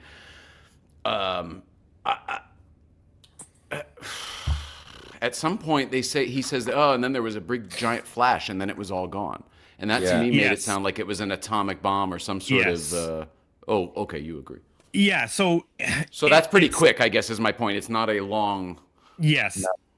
Now, in Road Warrior, it is just implied that it is war and fighting and the natural resources declining, which causes all the fighting. Yeah. In I can't remember what movie it is now, but definitely in Fury Road and Furiosa, they imply that this world was there was a nuclear war that happened and decimated the world, right? Which is how our landscape now looks totally different. Yeah, I mean, granted, there's no grass. All there's no of these anymore. Movies take place in Australia, so we don't even know what the rest of the world is. We only assume that there is no communication because obviously people would be trying to communicate from outside to Australia. But it's never like I guess it's never like actually like said like we are in Australia. It's actually not until I just realized this when I was rewatching Furiosa, the prequel. One of the shots starts above the continent and comes down into the desert, and I believe Australia is actually upside down. I'd have to double check, but I was like, oh my god, is this the first time that they're showing? Because Australia, obviously, you can from a high enough space viewpoint, you can see the water all the way around it, and that's what it's showing in Furiosa. It's going a big, quick zoom down into the deserty plains. But that was kind of the first time that I was like, oh, they're actually showing that it is Australia. You know, like obviously all of the accents throughout the whole franchise. There's lots of Australian accents. Boomerang use and the boomerang. Actually. There's it starts with a didgeridoo that we're talking about it. Here's a fun fact. So the original Mad Max actually has an American English dub on it. And that is part of the reason why the film was so poorly received in America, because they dubbed over the Australian accents and they changed words because they were worried that people wouldn't understand them.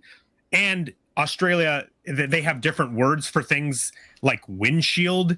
They say windscreen. So they were dubbing the whole movie. And this VHS tape that I have is the American dub. And that's the first time I ever saw Mad Max was off this VHS tape. It wasn't until I got this Kino Lorber 4K a couple of years ago, which has both the original audio track and the American dub, that I finally got to watch Mad Max in its original Australian accent. And it's just such a weird choice. It's like, let's dub this whole movie because they have Australian accents and they say funny words sometimes. But only for the wild. Americans, right? They didn't do it for their release. No, only for the American release. And it sounds terrible. Yeah. I got a question. Sorry, since you said Australia was upside down, maybe this is a dumb question. Maybe it's late where I am right now.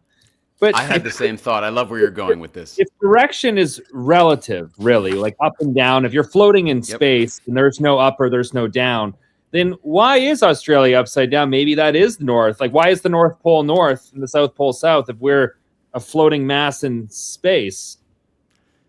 And as we all know, the poles are shifting, so eventually this will happen anyway.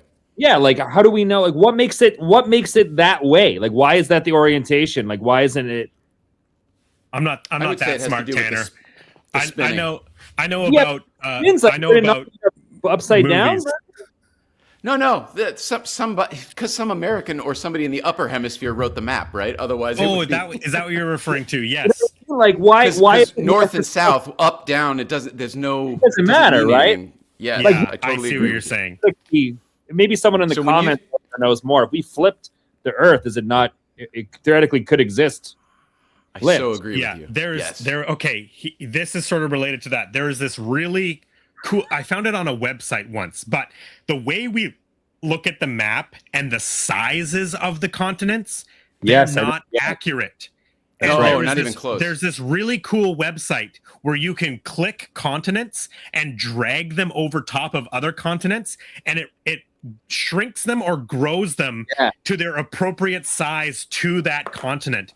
And it is mind-blowing how we perceive the size of different parts of the world when in reality there's so much so much bigger.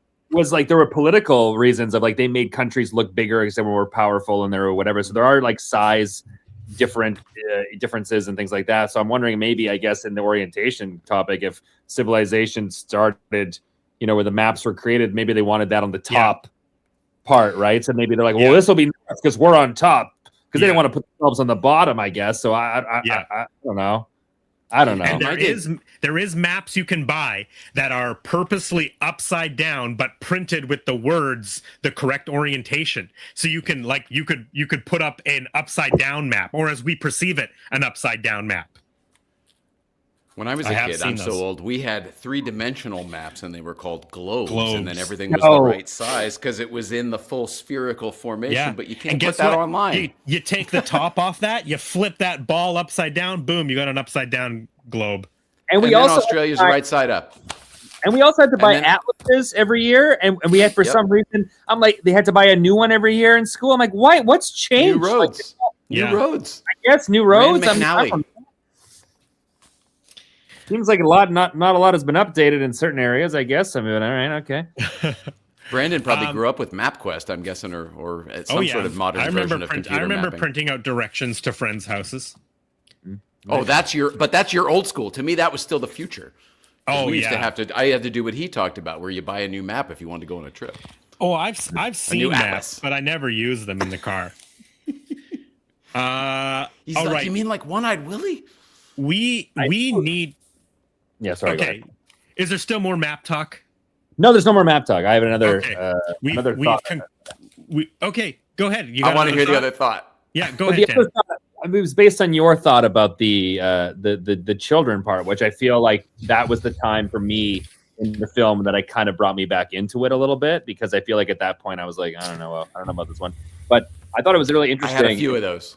And beautiful in a way where like we see how the children are living, and there's so much art in their culture and they're in their little world, and there's so much imagination, and they got the viewfinder, and it's just like, I mean, considering the times I guess we are in today, not to get dive into it, but it's like I feel like we do need to look at how the children are living and like bring that into our, because we have the adults and we're all fighting for oil and we're fighting for breast milk and we're fighting for, pig shit powered chainsaws. And the children are just like living life and like expressing themselves and having a good time. And I was like that's the way to do it. And it's funny how they really captured that with the innocence of these children, and they're kind of living with what I think the adults were missing, like if they were to, civilization, right, really the heart of it all is a mix of the two. Yeah. Really. And this movie really shows that world separated, like what we have, the freedom and the art. And then we have just like the grittiness and the war and the politics of it all.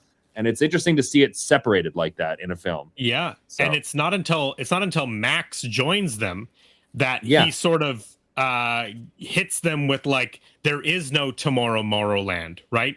There is no, it's all gone. Right. It's all desolate. Like, what do you like? There's nothing to live for. Stay here. You have what's good, right? Yeah. And it was a really interesting, like, deep take. And I was like, oh, this is like a really profound little moment with these kids. And it kind of back into the film. In my notes, the movie definitely came back for me there. I wrote Max gives inspiring speech, is what I wrote.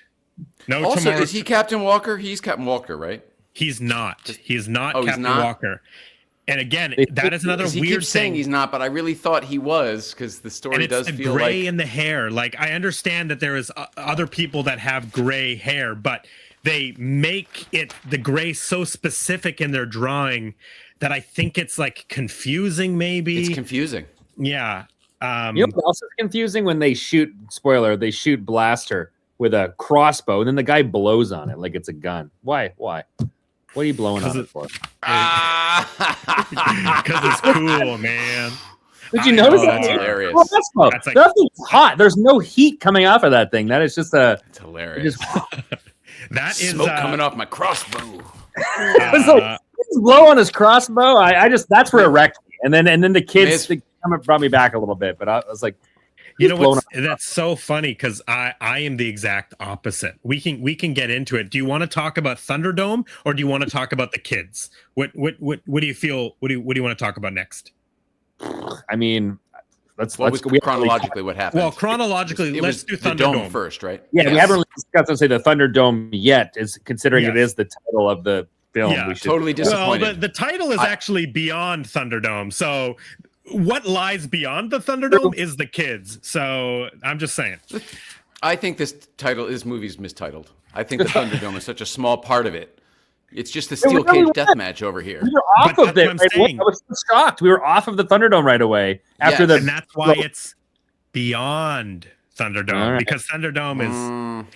Okay, let's talk about the Thunderdome, because as far as I'm concerned, this is one of the best parts of this movie. Like, this is why you watch this movie. Whoa. Oh, I love this stuff, man. Wow. They're guys. This felt like an American Gladiators segment. I know, it's awesome. They're on jolly jumpers, elastics, fighting with chainsaws and big hammers in a metal cage. And it's all powered by pig shit, which is crazy. Yes, it's true. Powered by pig shit. This is what, as far as I'm concerned, this is what Mad Max does. George Miller and the Mad Max universe, they give us stuff like this. They give us this metal cage, and it has this like unique way of doing a fight. Like it is an American Gladiators segment, right? It's wild, it's big. This is all story-wise. This is what Max has been proposed to do by Entity in order to defeat Master Blaster, right? Challenge him to a fight without anybody knowing that he's working for Anti. Challenge him to a fight in Thunderdome, win the fight, take out Blaster so that they can basically control Master, the brain, because his brawn is dead. I think this is so cool. Thunderdome is so cool. So this was where the movie started to feel like a departure for me, because I feel like if it was one of the previous two films, it would have gotten crazy violent in the Thunderdome, and it never does. There's no gore, there's no violence, there's all those crazy weapons. Oh, there's going to be a chainsaw, he's going to cut his arm off. None of that happened. it felt like it was two movies. Like I feel like there was. I mean, I think I did read somewhere that it was maybe going to be more of one or the other, and then it became like a bit of a Hush-push. Yeah, a little bit of a what do you call it? Not I'll say a mice and man. That's the kids the Peter Pan. The island, kids are on the island. Lord of the Flies. The Flies. Oh my God! Yes. It became like a bit, Lord of the Flies. It became like like Lord of the Flies into the kid world, and I feel like it was like two movies in one. Like it was a really interesting. There was a developed idea of a Lord of the Flies. Yeah. Separate from the Mad Max universe, that they brought that idea into. Yes, that's right. Okay. Into this movie, yes. But I see where they kind of just like the scene where they glued it together was a pretty rough cut. Like it was disjointed. In this Thunderdome, we're building this world. Like you say, we're going to see arms getting cut off, and all of a sudden we've got this viewfinder magical moment, and it's very Lord of the Flies. And at the end, we quickly tack on a little more Thunderdome action, which doesn't really go anywhere, and then we're over. And I'm like, you're right. It does feel like two movies. And Tina Turner's like, you're off the hook.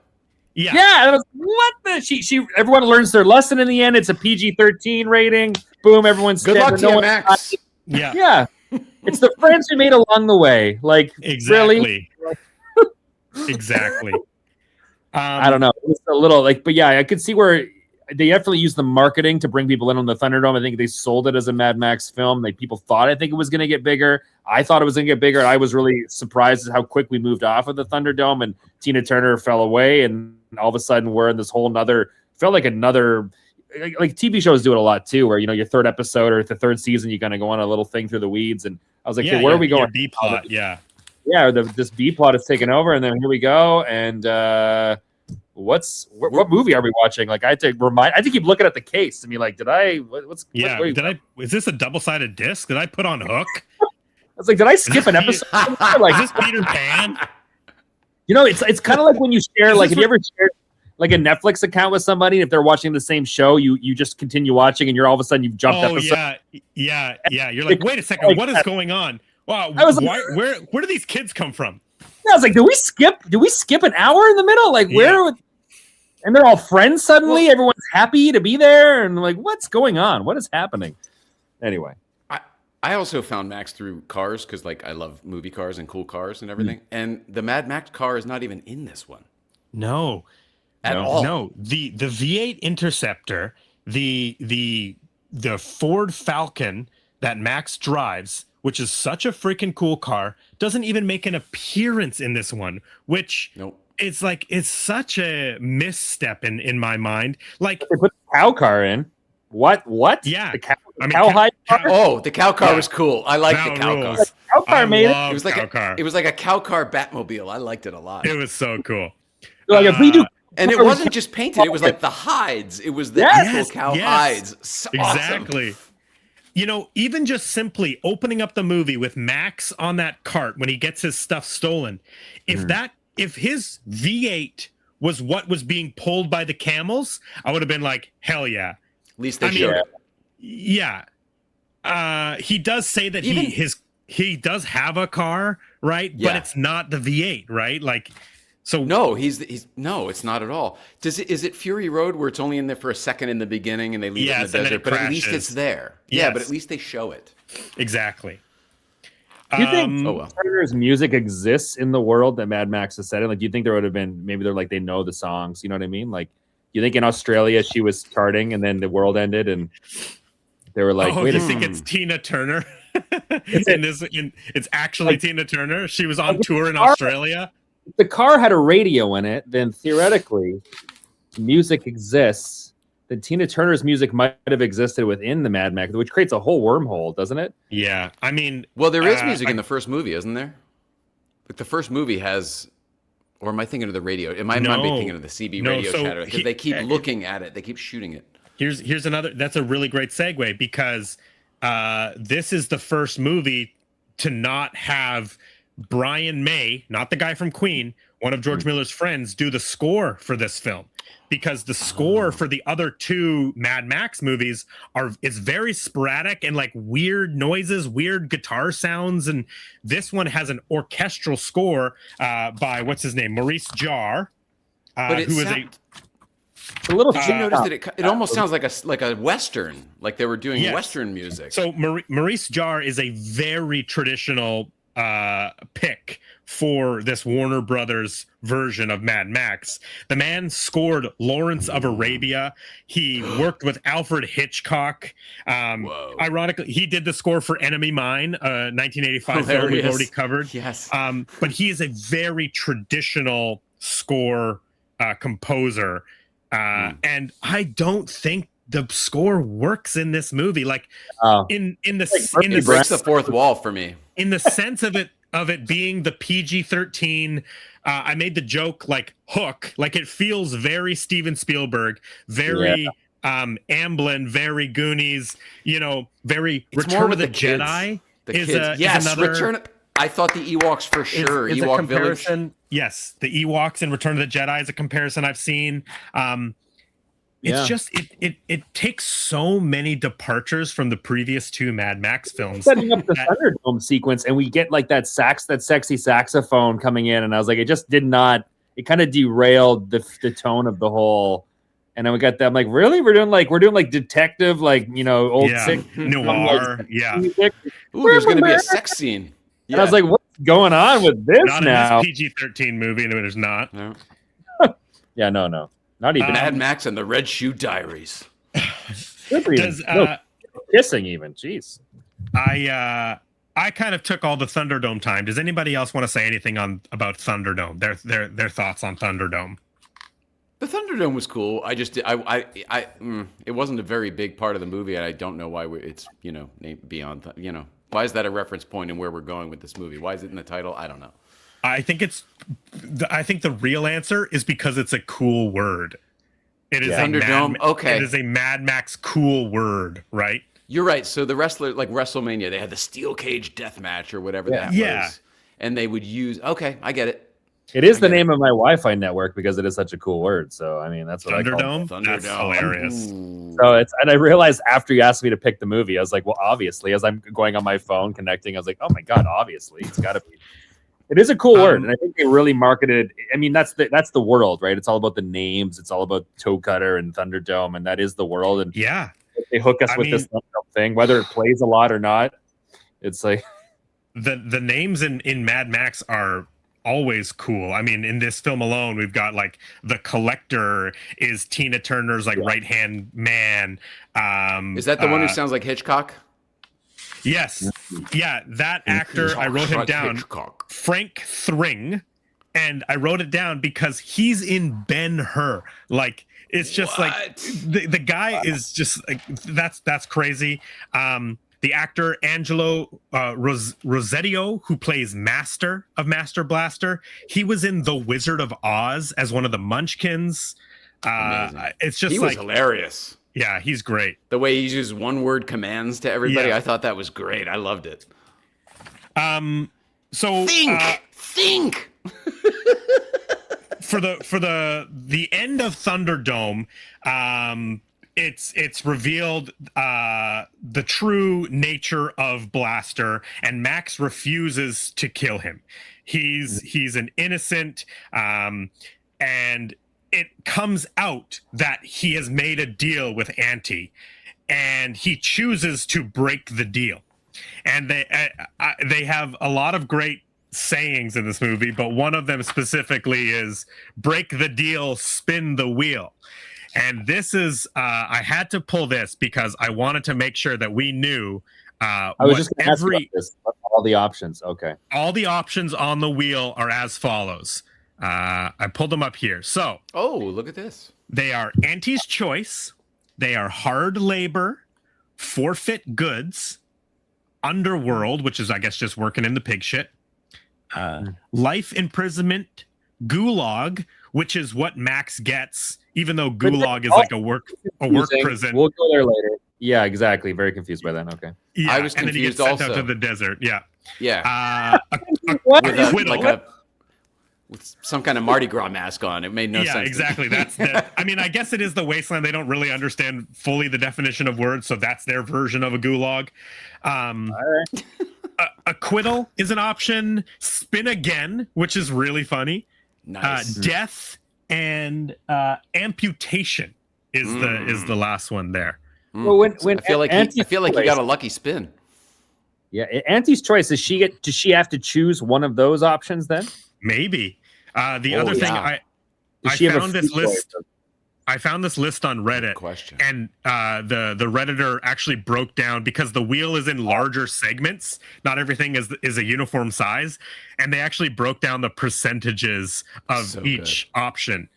So, what would you hope for? Probably acquittal. Yeah, acquittal. Forfeit of goods. I don't want to spin again. I don't want to spin again. I don't want to do this twice. I think I'd rather have death than spin it again. Yeah, amputation's pretty rough too. That's my least favorite. Least? What about least favorite would be amputation. Not death? No, I'd rather be dead than have the amputation. Okay. You think a surgeon's gonna do it? They're gonna do it with an axe or a chainsaw or something. Exactly. Okay. Good to know. Acquittal. We all share that. Okay, that's good. The gulag was confusing. Oregonian Dave says the actor who played Master was also in Freaks 1932. Yes, he is correct. Yes. Wow, silent. Yeah, and that actor, his last movie is Beyond Thunderdome. He passed away shortly after 1985. Well, couldn't take the defeat, huh? Question for you guys: if you were to go to Bartertown and you walked in there and you wanted to trade skills, what skills would you have to trade? What would you do? Would you whip out a yo-yo and just do like an around the world and be like what's your walk the dog? Yeah, walk the dog. Would that be your skills? Like what kind of bow hunting skills, nunchucks? Like what kind of skills? I think my real answer is in the Fury Road and Furiosa. There's history people. They call them history men, and they're the ones who have like the tattoos like of the little writing all over their body, and they tell the history of the before times. That would be right. Skill? You see more of a history man character in the Furiosa prequel. He speaks a lot. So I think that's probably what I would offer as my knowledge. Yeah, the knowledge. Okay. Wow. Yeah, specifically about films of 1985. I need film knowledge. I need a pig shit chainsaw in exchange for all the cameo roles to ever be on Entourage.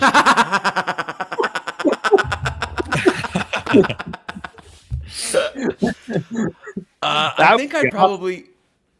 Oh, sorry. I think I'd probably do something with the cars. You know, they like their machinery, and they like to make things into other things. That truck train thing was my favorite vehicle in this particular, with the cow catcher and everything, and then the guy on the cow catcher. I loved it all.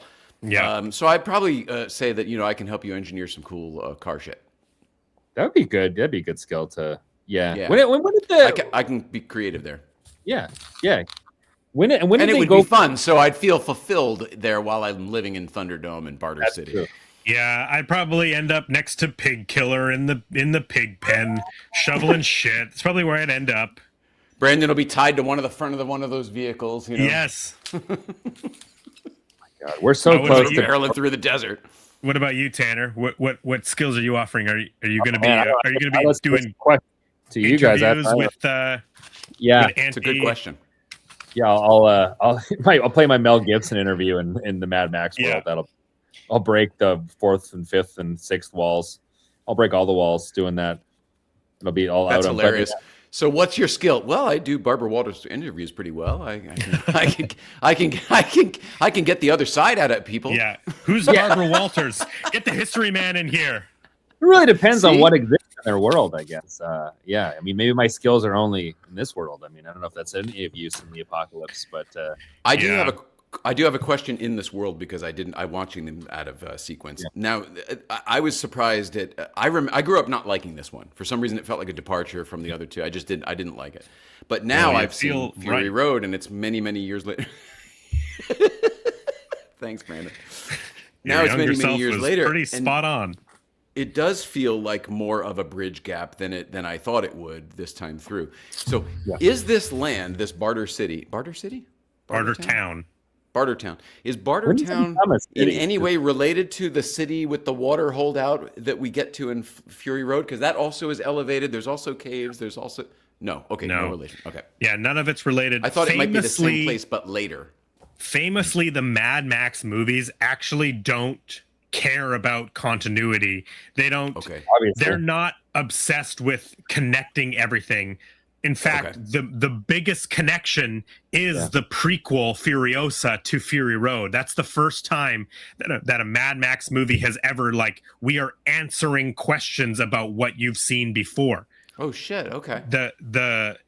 The connections between 79 Mad Max and Road Warrior are simple things like in the first Mad Max, he gets shot in the knee. So in Road Warrior, that's why he has the leg brace on.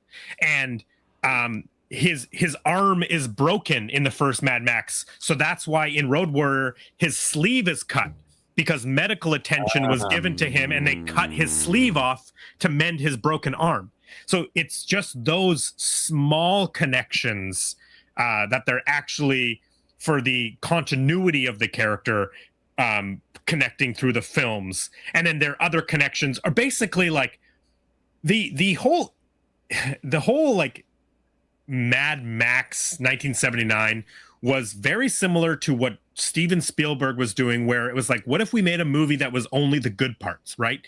The Indiana Jones, George Lucas, Steven Spielberg was like, what if we made a movie that was only the cool action sequences? Mm-hmm. George Miller and Byron Kennedy were like, what if we made a movie that was only the cool parts? And they made Mad Max.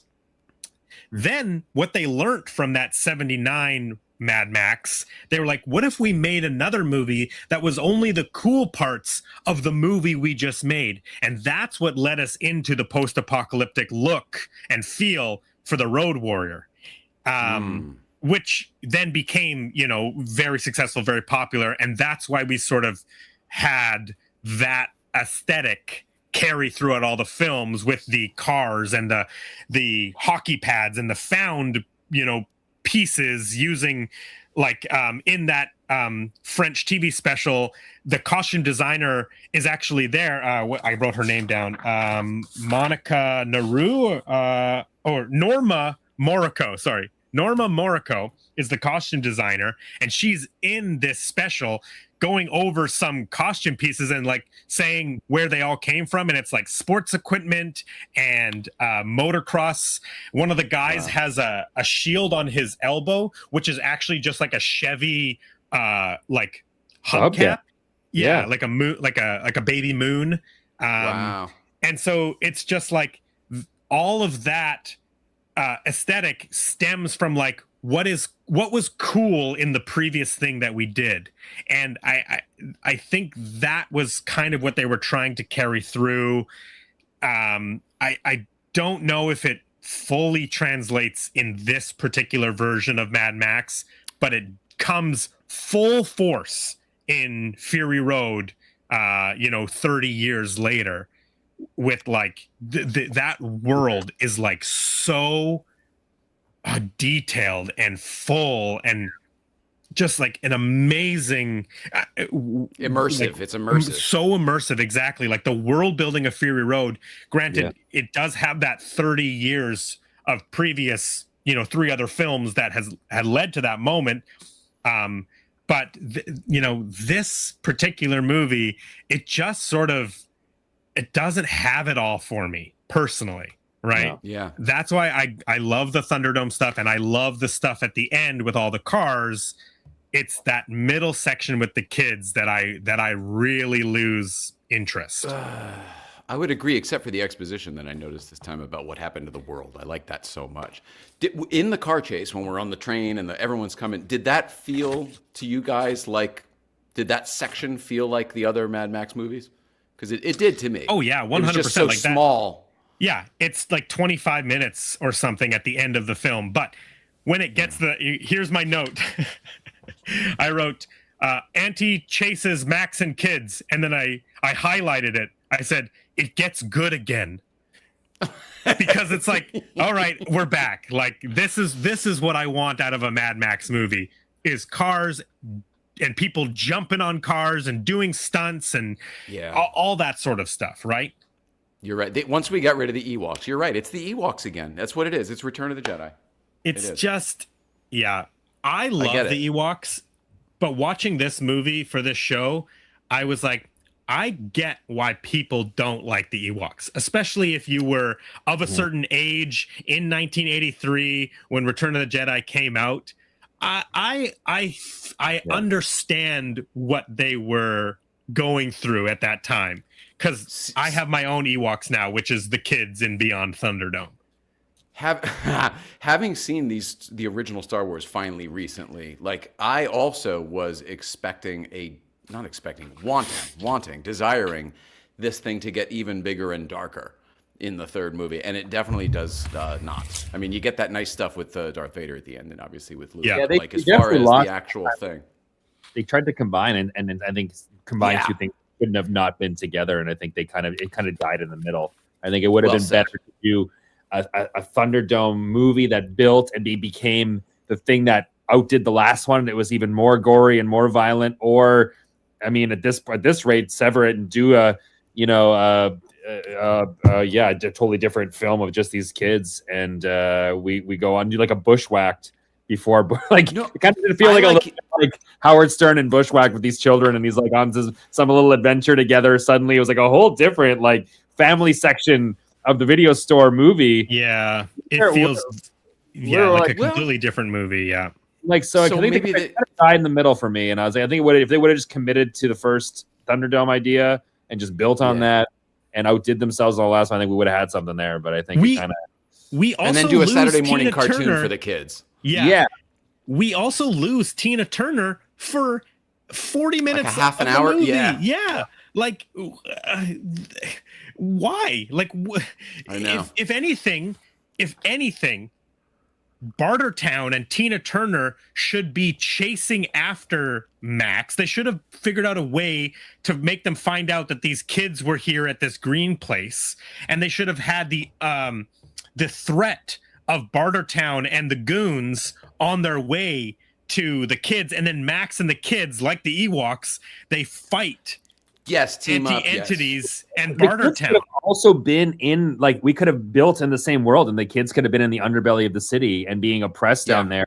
And Mad Max, like Temple of Doom.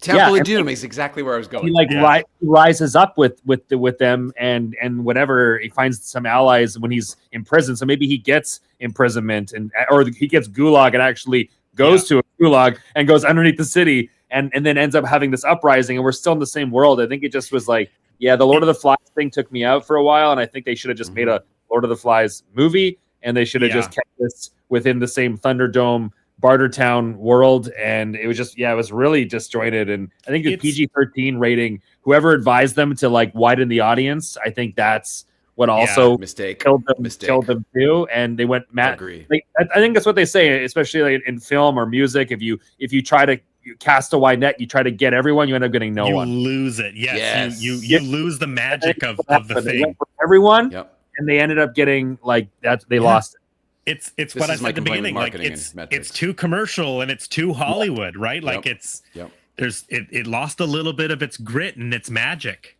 They lost their core audience too, because the people that were watching those films were not gonna then now bring their kids to watch a Goonies like feeling. I mean, the Goonies came out, I guess, the same year, did it not? Yes, 85. Yes, so it was maybe there were notes later on the edit of like finding out what's coming down the pipes. And they're like, okay, we gotta, family movies are going to be hot. Everyone's doing this like kid ensemble movie. Let's steer it into that. These are both Warner Brothers too. These are both Warner Brothers. Yeah, you're right. Goonies and Mad Max. Year. You're right. So maybe there was some high level input on like, this is where we're going as a company. This is our studio direction. We want to do more ensemble cast, children's family thing, blah, blah, blah, according to our research and our metrics and our, our test audiences. And I'm sure they asked the same executive that didn't understand Buffy. Maybe he thought kids should be, you know what Mad Max needs? They need kids, and they need a viewfinder, and they need a score with Tina Turner and some saxophone music and no killing. And, it's like Sid Sheinberg was involved. Exactly. It'll make $1 billion. And I'm like, I know how to make a blockbuster, kids. This is how it's gonna be. I'm like, no. Yeah, I run Warner Brothers. Yeah, I was like, and if you actually watch any of the old or read any of the old interviews, like the Kevin Smith when he was making Superman and how that dissolved, and whoever was running that company at the time was like, there was stuff going on, and there was some executive that was vetoing everyone. I know better attitude, and obviously. Maybe this is a side effect of that because it does seem like someone maybe came in and like these are like studio notes in a way. It does feel a little tweaks, like studio tweaks. Like we're like, okay, like we see what you're doing, but could we maybe tone down the vibe? Like that's what Mad Max is. We like the sand. We like the guy you got. Like, but what else you got? Everything about this movie felt like a compromise. You're right. There was no like an artist's vision for what it should be. Everything was like a compromise. Yeah. I feel like this is that is the opposite of the first two. Yeah. Totally. And I think that's what we do see happen a lot, especially when you have now in film like these grassroots, smaller films that bubble up, and then the studios get a hold of them, and it just goes a direction. And you see what it's like to have like you have no money, you have artists in control, they have an idea, they bring their vision to life, and then once it goes into the like audience test market and executive decisions. And then we're going down a path. Focus groups. And like you've seen it with like, look at the new Star Wars universe and the Marvel stuff. And we're seeing what happens when we try to like, there's like too many cooks in the kitchen. We got to just peel it back, go back to the beginning and understand what the beauty is. Like Jurassic Park is a great example of that going out the window where they didn't understand the movie to go and make a ton of sequels now. Like to a point that there's more bugs than dinosaurs in some of them. And like, guys, it's a horror movie. It's a horror movie with dinosaurs. Like it's a horror movie with dinosaurs, just like Alien chasing them on a spaceship. It was a raptor chasing people on an island. No one wants Mission Impossible in Malta gunning raptors down on a motorcycle. This is fast. Man. Wow. Bravo. Like, this is where we've gone. So, I mean, I this know. is an earlier example of what happens when the wrong person gets a hold of the IP. And here we go. Mad Max has gone to and maybe a Thunderdome is the metaphor for it all. No, I think you made the perfect one by using Jurassic Park because it's literally what happened. It's the plot of the first Jurassic Park. You stood on the shoulders of... Yeah, exactly. We stood on the shoulders of giants. Yes, and you did this thing, and you don't understand it fully. Yeah, and that's exactly what you're talking about. Wow, this is what I say about the Jurassic World franchise. Is when Jurassic World came out, I was like, man, it's not that good. Whatever, like, kind of sucks. And then all of the sequels came out, and every time a sequel came out, I would think, well, it makes Jurassic World just that much better. And now I actually hold Jurassic World. I'm like, it's actually a pretty good movie. It's canon. Yep. Yeah. I'm that way with Crystal Skull after the new time one came out. I'm like, Crystal Skull's awesome. Yeah.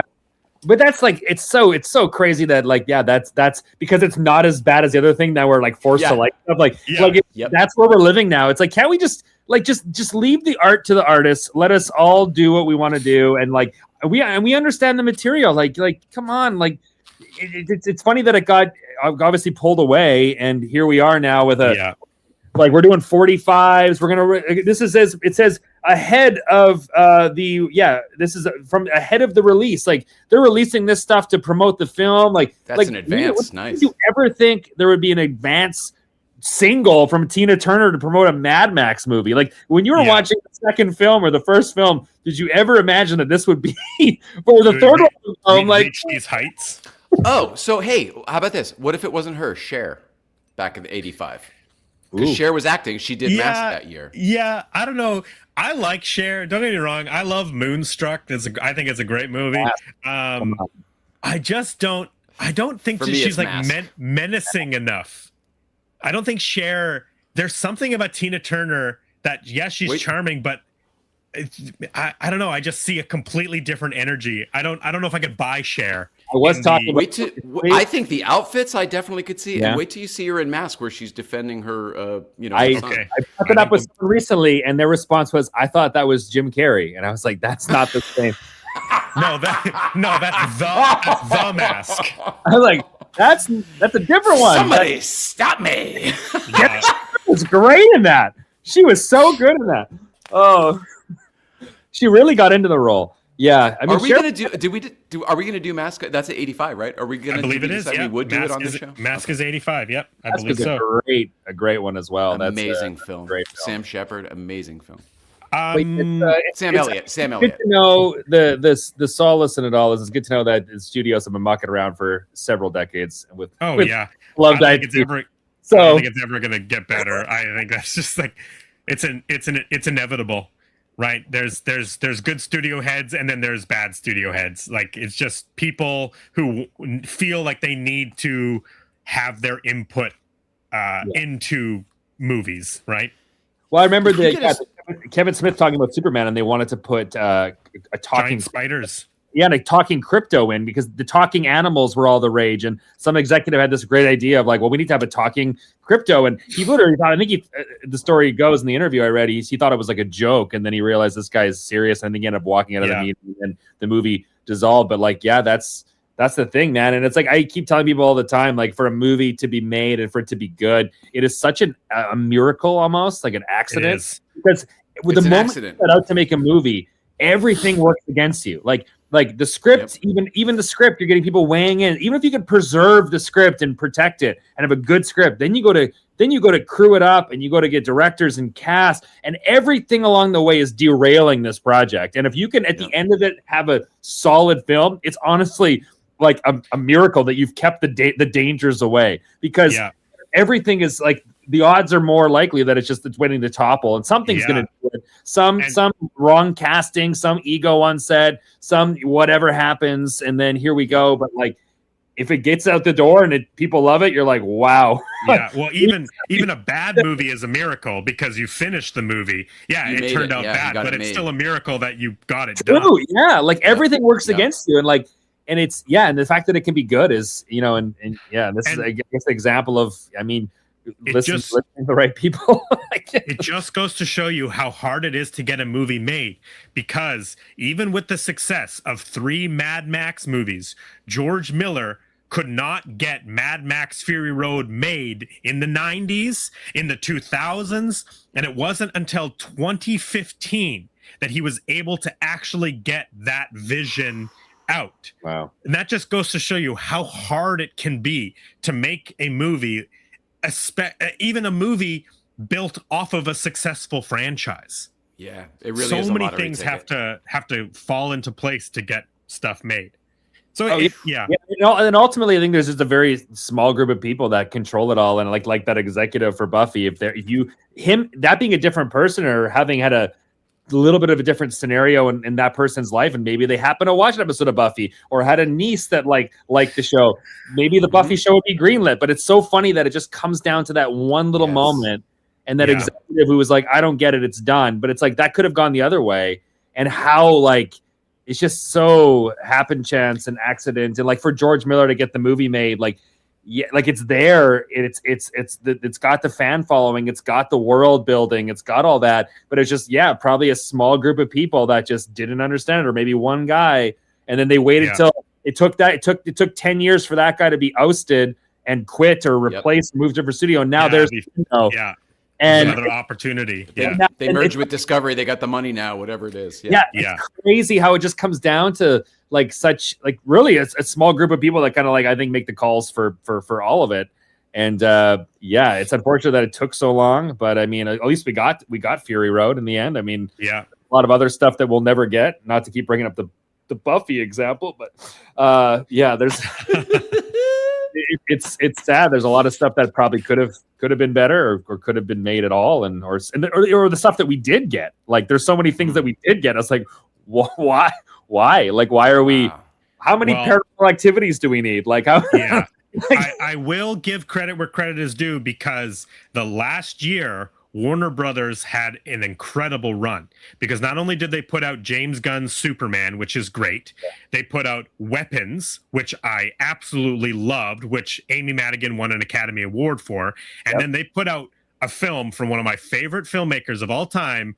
They did one battle after another. They gave Paul Thomas Anderson a shitload of money, knowing that the amount of money that they gave him, there is no way that he can make that money back, because not a single one of his movies had ever made, I think it was like over 60 million or 70 million dollars or something. And granted, One Battle After Another went on to win Best Picture, Best Directing, Best Adapted Screenplay at the Oscars. It ended up breaking $100 million, which is amazing. But that is an executive. Now, obviously, the whole sale to Paramount and all that kind of stuff is messed things up. But that was an executive who, with their decision power, did make some really great decisions that ended up working out for Warner Brothers. So that's great. You know, we're all taking notice and celebrating that. But not everybody is that way. You get the bad execs too. The same exec that we were talking about this today. They also had Sinners too. So they Sinners, of course, yes, swept at the Oscars. Yes, Warner Brothers absolutely destroyed it at the box office and the Oscars last year. I completely forgot that Sinners was Warner Brothers. Amazing run of films from them last year. Yeah, it's interesting when you like look into the business side and the politics of it all. And like I was just watching the Madame Web movie. I never watched when it came out. Oh yeah, and you realize that like film. The people responsible for that, you know, they do Morbius, and then you look at the filmography, and it's like The Witcher with Vin Diesel, and what was The Gods of Egypt, and like the list is like nothing's like breaking like a 50% on IMDb, and yet whoever this person is keeps getting more and more and more projects greenlit, and it's like. It's so like I mean it's frustrating for everyone else, but man, I just think of like George Miller in those situations of like they're making another George of the Jungle and they won't freaking do my Mad exactly. Like, I was like, what? Like Brendan Fraser didn't even come back for the sequel, and you're doing a second George of the Jungle movie first. It's like, dude, it's so crazy. But like, and then someone else gets an immunity idol and has free reign to just do a whole slate of films for a studio, and they just keep bombing and they just keep doing more movies. And I'm like, I want that guy's agent. Like. I want that manager, whoever, like, listen, okay, like, he tried really hard. We're going to do another one. All right, he's got something else cooking. It's going to be great. I know you didn't love it, but you want the audience for it, you know? We're going to get Chris Pratt, okay? Like, I want that guy's management team, man, because it's like, how do you keep doing real stingers and then just keep doing more movies? And he's got a whole slate of upcoming projects still. It's like, all right. But I mean, then again, on the point of like all the other factors, maybe the script wasn't, you know, maybe it was other factors that the movie went sideways, or who knows. But I don't know. It's a whole whose line is it anywhere where the points are made up and the game. The games don't matter. Games don't matter. The points are made up. It's literally like whose lines it anyway. When you're in the entertainment industry, it's like Clive Anderson. You roll a dice and hope for the best, or spin a wheel of. That's how Hollywood. I think that's how Hollywood functions. They just spin that wheel, and it says it's either straight to amputation. DVD, Gulag. Full run theatrical, Gulag, spin again. Straight to streaming. Bob Iger's of the week. You get and that's how they do it. They're like, all right, what is your idea for a film? Okay, spin the wheel.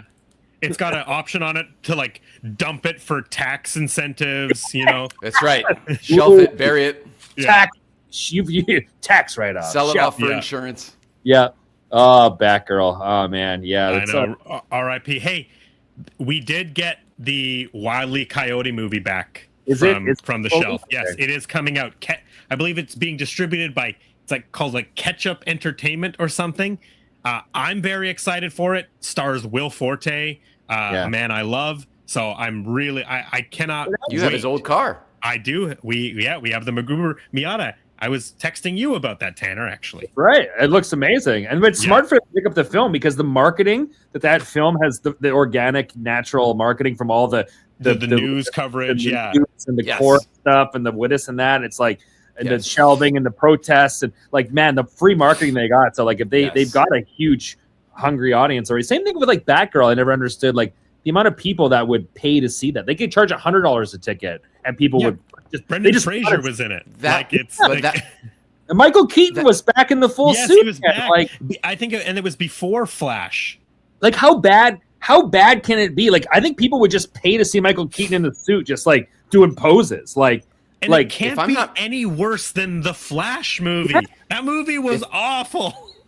If I'm not mistaken, that Batgirl was an insurance claim, wasn't it? It was. So that one. So that one is gone and can't be seen legally ever again. Yes. So that it's not even they could release it. It's not like some exec is pissed off and hanging on to it like it's illegal. It doesn't. Well, that was the Fantastic Four.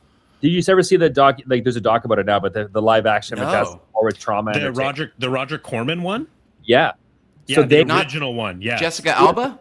No, before that. Okay.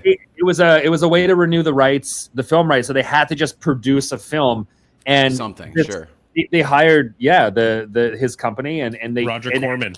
And they didn't really know, I guess, what was going on. The high ups knew it was kind of just like a gimmick to just get this thing done and out the door. But they were meanwhile giving it their all with what they had. And then at some point, it kind of got back to them that this movie's never going to be released. Yeah. Like, this is literally just to renew the rights to this film. I have a copy of it. Yeah. So the editors, long after the paycheck stopped, they stayed to finish. And then the movie, according to the documentary I watched, I don't think they really know who, but somebody put it out there for everybody to see at the end. Oh, so it's that sort of thing. You think maybe we could pirate it out somehow? I feel like it exists somewhere. Nothing official. It might leak. Okay. And those 4 actors that played the original Fantastic Four in that original production cameo in the newest Fantastic Four movie. They brought them back and they cameoed in it. Yeah. But yeah, it's interesting. That's I didn't know the cameo thing. See, you do know all the cameos. That was your skill. You would get into Bartertown. Welcome to Bartertown. You want to know about the Roger Corman Fantastic Four movie? I got a copy of it. All right. Digital video disc. Come on in, let's go. Yeah. What do you... boot up the pig shit DVD player. Yeah. Let's shovel the manure. Yeah. Oh man, the pig. I mean, I feel like the way the prices of oil and gas are going, pig shit is not a bad idea. You know. Mm-hmm. Mm-hmm. You know. This I'm bringing us back to Mad Max, but it's stuff like that. Like there are so many good ideas in this universe, and it just makes perfect sense with the lack of gasoline. They switch to a methane power, and honestly, part of the reason, besides like the political oil in our real world, all of that holding up like electric cars and all that kind of stuff for many, many years, I think a big reason why we don't use like a methane is because it stinks, right? Like it's smelly. It comes from pig shit. But in the world of Mad Max, it's like you set that aside. Like Bartertown probably smells so bad because the underworld has hundreds and hundreds of pigs all underneath its cities. Everything is powered by methane. So nobody showers. She wakes him up and they just go running off to go do stuff. Start the day. We don't even no brushing of teeth. There's no deodorant. Brushing, there's no showering. There's no deodorant. There's it's a sand bath. When do we go from the gas? When does breast milk become a commodity? That's Fury Road. That's Mother's Milk in Fury Road. Morton Joe has his milkers. That's right. And they're transporting the tankers of Mother's Milk to Gastown and Bullet Farm. Point, the gas is okay. We have enough gas. Now we're on a different thing. Yeah, so in Fury Road, they have Gastown, which produces all of the gas, and it's run... it's like their little council is the Bullet Farmer, the Gastown, which you'll learn more about in the Furiosa prequel. And then Immortan Joe is the head that he runs all of that. And Immortan Joe grows the food because he has all the water and the greenery up high. So he is trading cabbages and potatoes with the Bullet Farm and Gastown for bullets and fuel.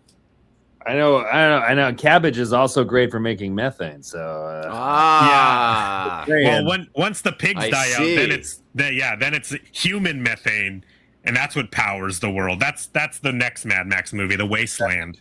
I was gonna say, what's next? What's next in the Mad Max? I mean, what are we? It's Mad Max 6. Pull my finger. Yeah.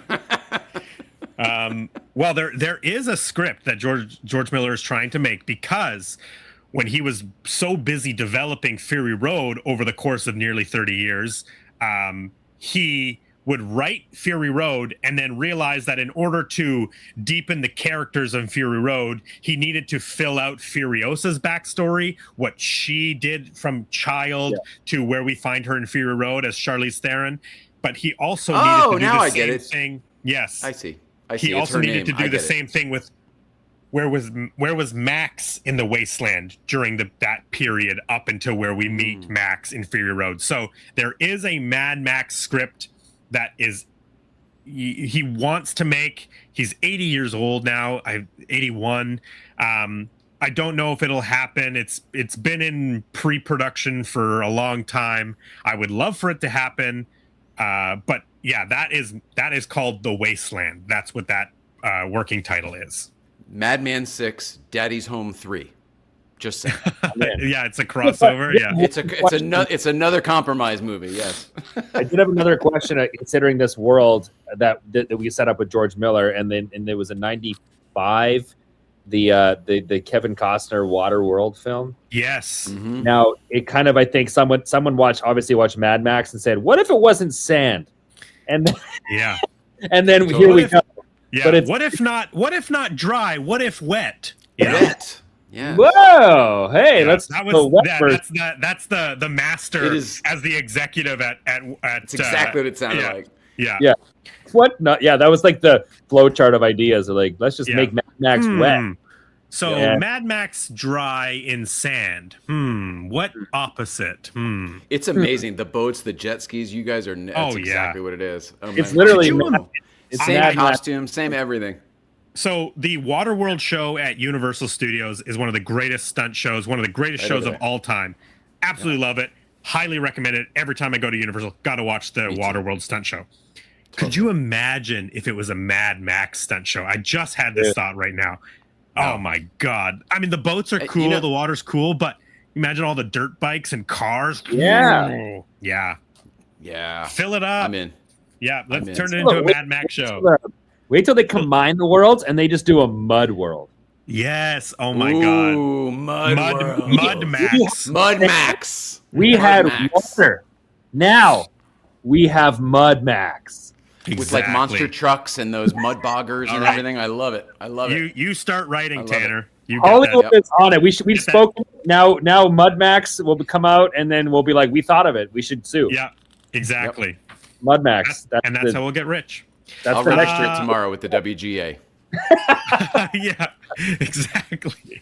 It's registered. Sorry. $20. That's all you need. Now we're protected. Is there anything else in the plot of this movie? We have talked about the kids. I do think it's a cool idea. The crashed plane and the babies and young kids growing up in this post-apocalyptic world. I think it's a cool idea. But to Tanner's point, like it's just a different movie. It is Peter Pan. It's Hook. Yeah. It's just not my Mad Max, you know? No, the Sand Monkeys for me, that kind of threw me a little bit. The Sand Monkey, when the Sand Monkey came out. Yeah, it's highly illogical that monkey could take that water all the way to where Max was with that dead horse. Yeah. But I bet you if you really looked at films around that time, there was probably something to do with animal sidekicks that were probably hot, or there was probably a movie. You could see the note about a monkey. Like that was a note. Someone gave that. Yes. We haven't done any films with animal sidekicks. Yeah, there you go. Yeah, that's Someone's like, monkeys are hot. Put a monkey in the desert. Some kids, talking car. Kids love monkeys. We'll make that plush. It'll sell. That was the Beyond Thunderdome monkey plush. Sorry, I'm doing a bit. Please, ask your question. No, I'd like to know where I can buy a Beyond Thunderdome monkey plush. Quick, write it down. We're gonna make them knockoffs. No, you were right about that. Was the chronological order because it was the Sand Monkey, then it was the kids, then it was Anne Heche, or whatever, whoever is the girl. My God, yeah. Savannah Nix, or Savannah something. That's a character's name. It's just too bad that it came out before the popcorn bucket era. You know what I mean? Like Oh, the popcorn the popcorn bucket bucket options for this would have been like The wheel with Dude. an actual spinning wheel. The Thunderdome, you flip it upside down, you eat your popcorn out of the Thunderdome. exactly that's the best idea. That's the best idea. Most Thunderdome practical. popcorn Jay, bucket. the cow car popcorn So bucket. that's what I Jay. was thinking. It would have been that for me. It would have been that the train truck. We're talking about Mel Gibson Master before in the Blaster's helmet. Yeah. You open up Master. Oh, that's good. That's good. We were talking about Mel Gibson shit before. bucket. Pig shit. Yes. I do this all day. All right. Go ahead, Jay, with your intelligent comment. Go ahead. No, it's not. But he punches Anne Heche in the face at one point here. Not Anne Heche, but I know. He shoots he's at like her twice, and then but hits she keeps her. going, and then Yeah. he punches her in the face. It's insane. That guy's insane. wife's like. Let me, as a widower, I'm going to bring this up again. There's a different respect for women. You don't go punch them in the face. You guys want to see what the world? And she's you guys a, wanna see she's the a world child. looks like? And she's young. The The cities. viewfinder. Man, I loved that toy. See if it does it work? Look at that. Yeah. Oh yeah. Look at that. We do see a city or not Oh, city. whoa! It's Superman. I It's see an a old- frame. Here, keep it there for a second. Oh, it Tanner. is. I'll make you big, and then everyone can see. That is Oh, actually yeah. like original Superman. It's original Superman. Here we go. Watch this. We'll do it together. Oh, what's that? It's a demo reel of like different things. Is that? It looked like was it Tomorrowland and Space Yeah, Mountain? this What is was a it? live action Spider Woman. I don't know if this actually it's- aired. What's that one? I don't know. Oh, Spider Man. That's kind of cool. Wow. Wow, we're really good and doing a lot here, the guys. This is cutting edge. Hey, rodeo, Yeah. Calgary. Anyway, Wow, that's crazy. you guys remember what the rodeo used to look like? This is how I talk. I'm so old now. I talk to. Hey, wow. Speaking of, at that place we mentioned earlier, that's the Insane stuff. Christopher Reeve #1. The different. Look at me. I'm looking at it through a viewfinder. You're living it. Like, look at the world. Yeah, you Some saw it world's today. art. Come visit south of the border.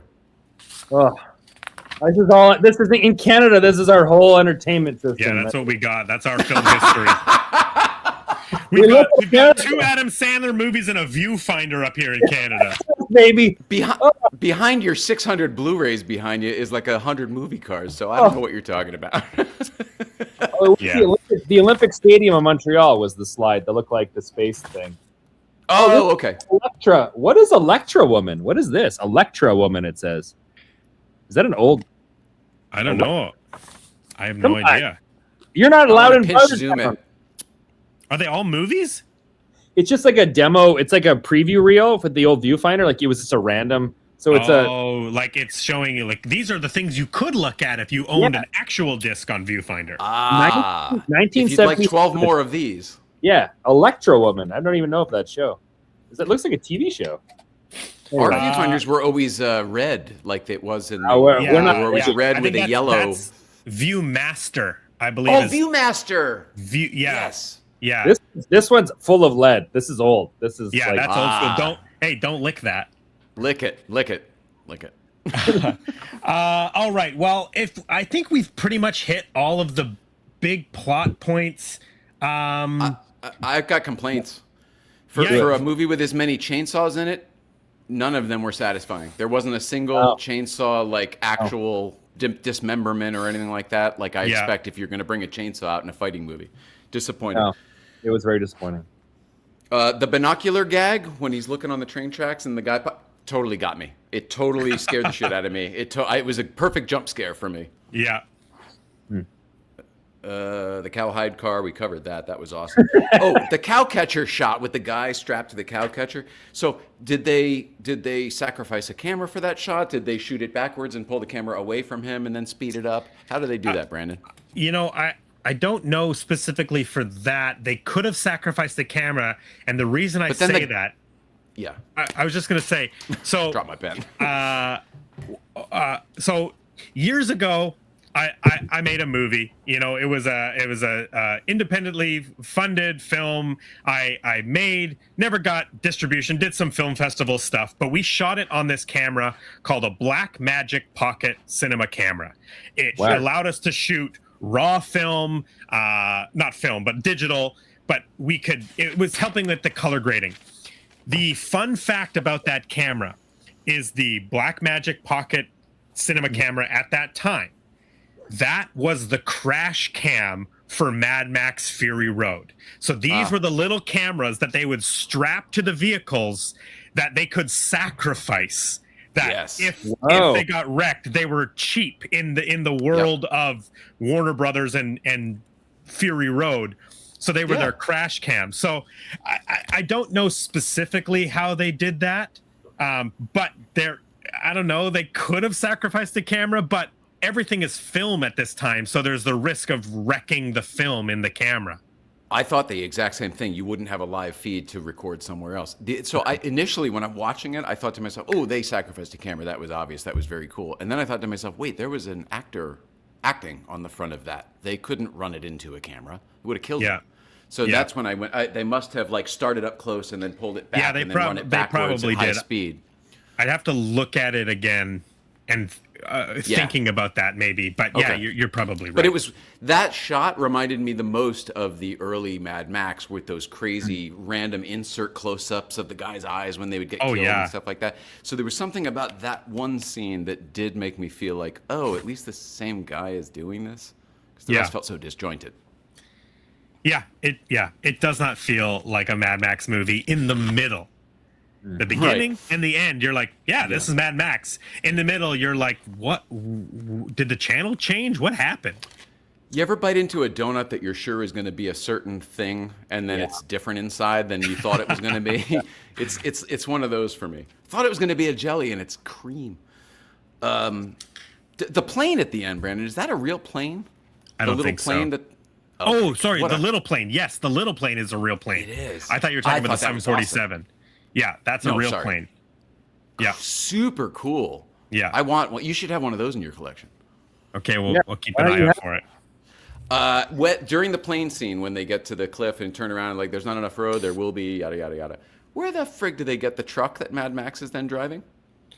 They were at the end of a cliff with nothing around, and now all of a sudden we're driving next to each other in two different vehicles.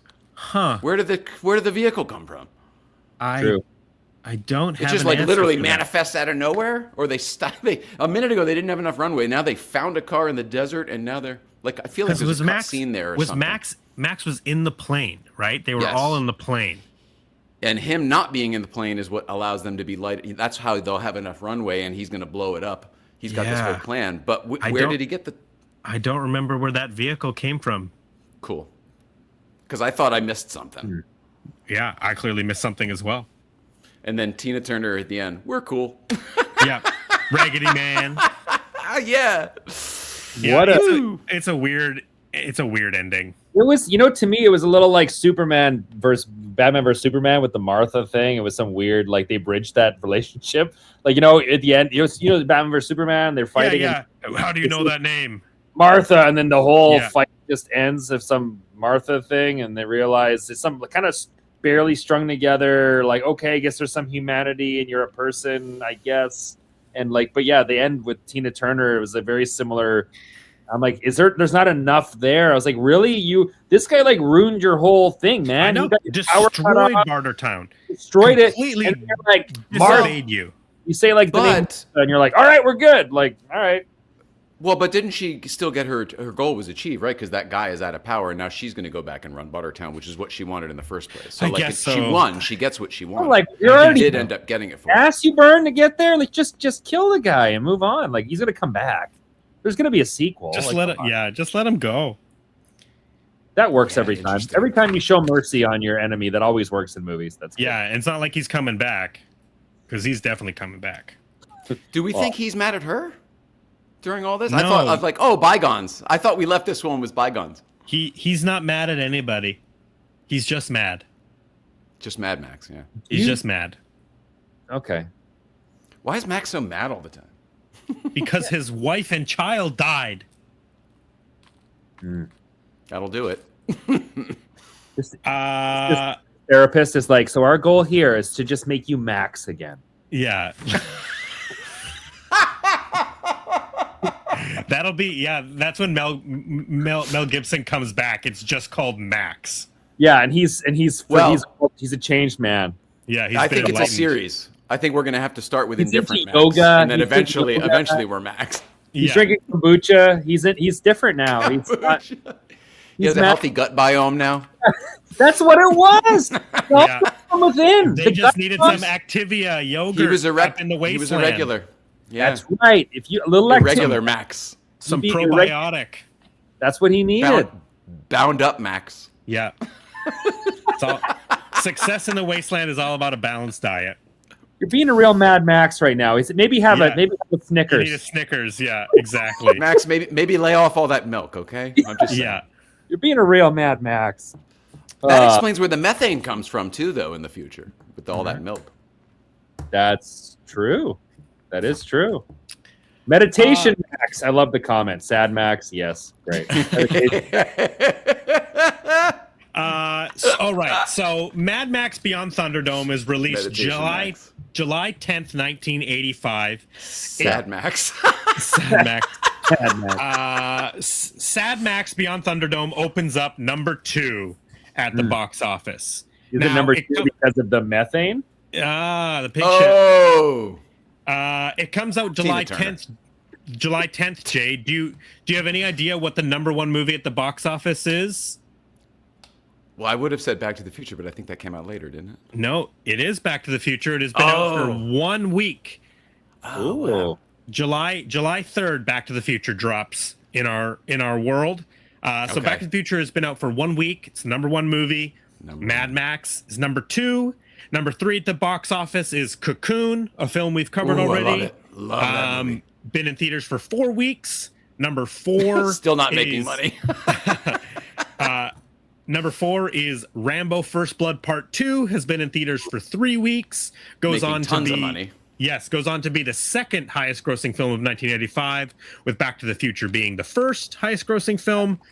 Number 5, a Clint Eastwood, Pale Rider, has been in theaters for 2 weeks. And then I just wrote these 2 down. Number 6, Explorers is new this week, a film we've covered on this show.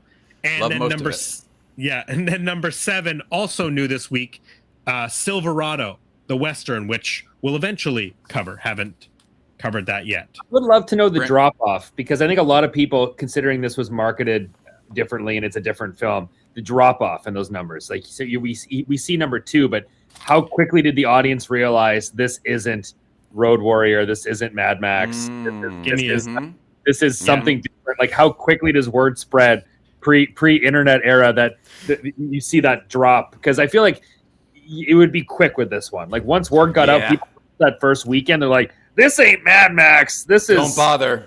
Yeah, and then it would be like go see Back to the Future. Yeah, like, I feel like the drop, you would have that bump because there is a reputation and it does have a fan base, but I feel like there would be a quick little once people found the truth. So here's the drop off for you, Tanner. So week 1, number 2. Week 2, number 2. Week 3, number 4. Week 4, number 9. And then we go number 14, number 17, 19, 20. And the film was in theaters for 8 weeks. Wow. So it was done. It went from the top to the bottom in 3 weeks. Yeah, basically it lasted 2 weeks at that number 2 and then just kept dropping every single week.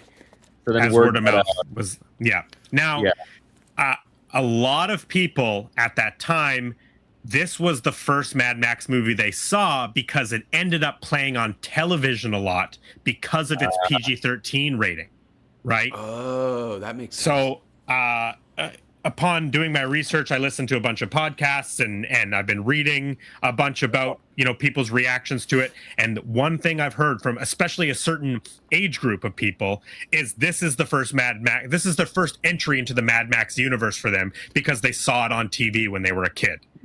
Only one way to go from here, up.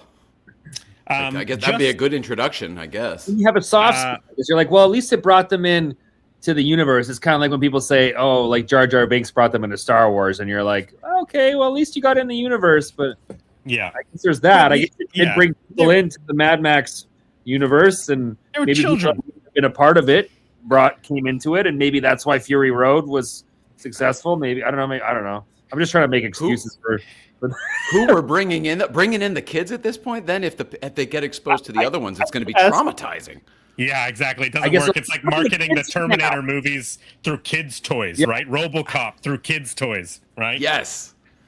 That would be a great little workshop of take the Mad Max philosophy of the third movie and apply that to other films of like, okay, Terminator 3. We're going to like, it's going to be Kindergarten Cop meets the Terminator, which is essentially what Kindergarten Cop is. Yeah.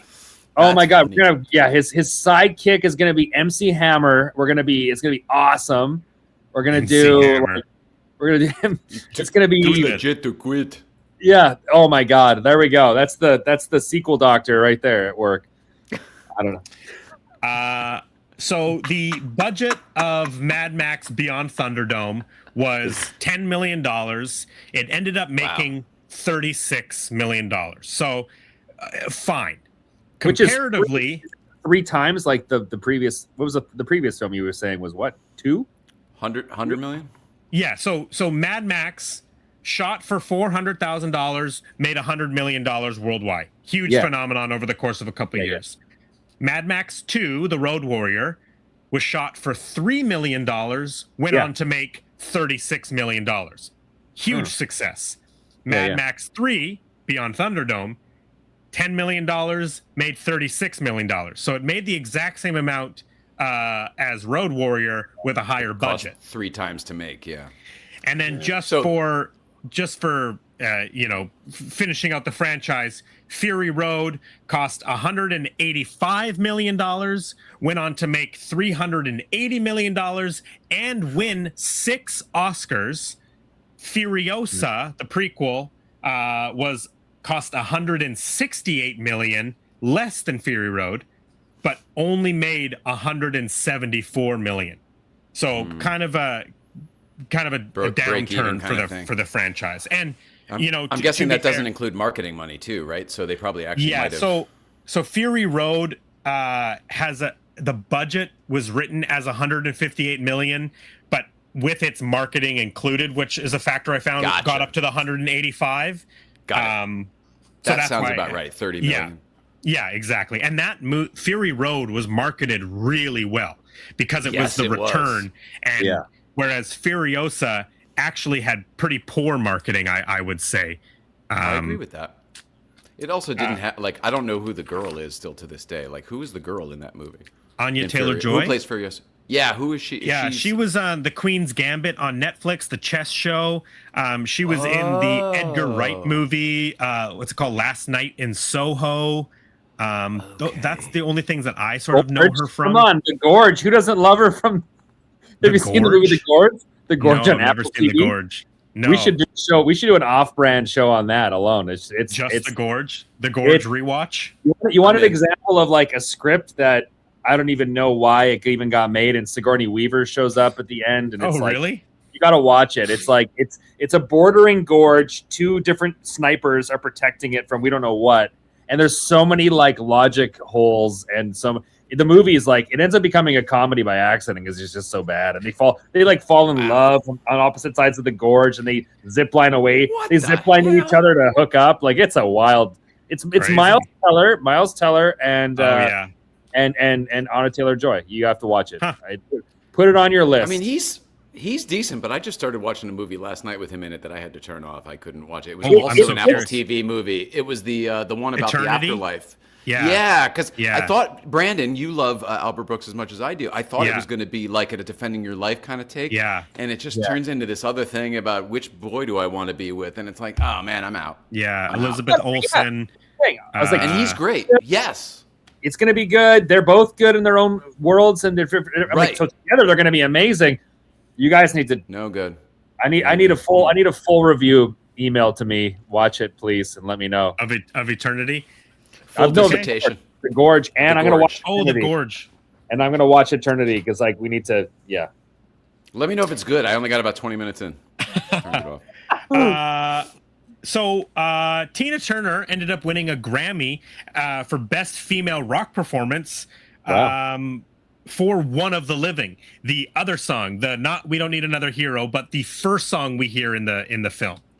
It's not even on here. It's a single. Damn it. Oh, that one's just We Don't Need Another Hero. Oh, and then is it instrumental on the B side? One's instrumental. Hang on. Is We Don't Need Another Hero in this movie? I didn't hear it. I think it's the credit song. Oh, I was out the moment it was over. Yeah, We Don't Need Another Hero, I believe, is the credit song, and One of the Living is the opening credit song. I like every. Yes, I do, Tanner. I usually do stay. I applaud every name on the credits. You don't do that? I do it internally most days. No, I really do because I actually usually know people in the credits. But this movie, I turned it right off. Yeah. I don't know. So for me, did you ever watch Knight Rider? Yeah. Season 4 opener was a 2-hour special, as they did every season. MOW. And We Don't Need Another Heroes in that one from season 4. Oh, really? 1986. They licensed it. Yeah. When they're rebuilding Kit after the big battle. Yeah. I always watch the credits. My family gets annoyed with me because when I go to the theater, I'm like, I'm watching these credits. Yeah. I like the thank yous. I'm always looking at the thank yous to see if there's like some other filmmaker or somebody that worked on contributed. For no other reason than to bring it up on the show of, I worked with that prop master on fucking David E. Kelly or whatever the heck. I agree. For this one, for some reason, I just turned it off today. I mean, I don't blame you. I think that once Tina Turner drove away, I go, it's over. I'm out. Yeah, I got it. For Byron. Also, it was very anti. That's right. It was after For Byron. It was a really anticlimactic. Like I felt it just ended. Like the rug just kind of got pulled, and you were like, It was kind of a weird. It did. Oh, this is the end. I guess I would have preferred 5 more minutes with an explanation. Yeah. And then maybe would have stayed to like read, because sometimes a movie leaves you and you're like thinking about it for so long that you just kind of like start watching the credits. You still kind of absorb the experience, but sitting there, one, I feel like it was just such a weird down note ending, and you're just kind of like, I'm done with that. Like I was already done with it before it was over, and then it was finally over. Okay, let's go. Done with it before it was over. I'm gonna remember that. I was done with it before it was over. I like that. I'm gonna say that in the theater out loud now. I was done with it before it was over. On this show, we turn to our two guys, Siskel and Ebert, because they are giving us their real-time thoughts in the time that these films came out. This episode of At the Movies is pretty cool because they are covering Red Sonja, Back to the Future, Mad Max, and Silverado, all in the same episode. Ooh, wow. I did post the episode in the description below if anybody's interested in watching it, because the way that they talk about Back to the Future and Mad Max actually surprised me. Both Siskel and Ebert loved this movie. Spoiler, they both gave it thumbs up. Siskel was pretty sure it was going to be on his favorite films of the year list. He was just having trouble deciding if it was Back to the Future or Mad Max, which one he liked more. So Siskel had a good week, is what happened. Yeah. Something happened in Siskel's life this week. It has a great sense of humor and a great sense of style, and it's successful world building, the world creation. I'll give it that. Yeah, it looked great. I watched it on 4K. It was beautiful. Yeah. So did I.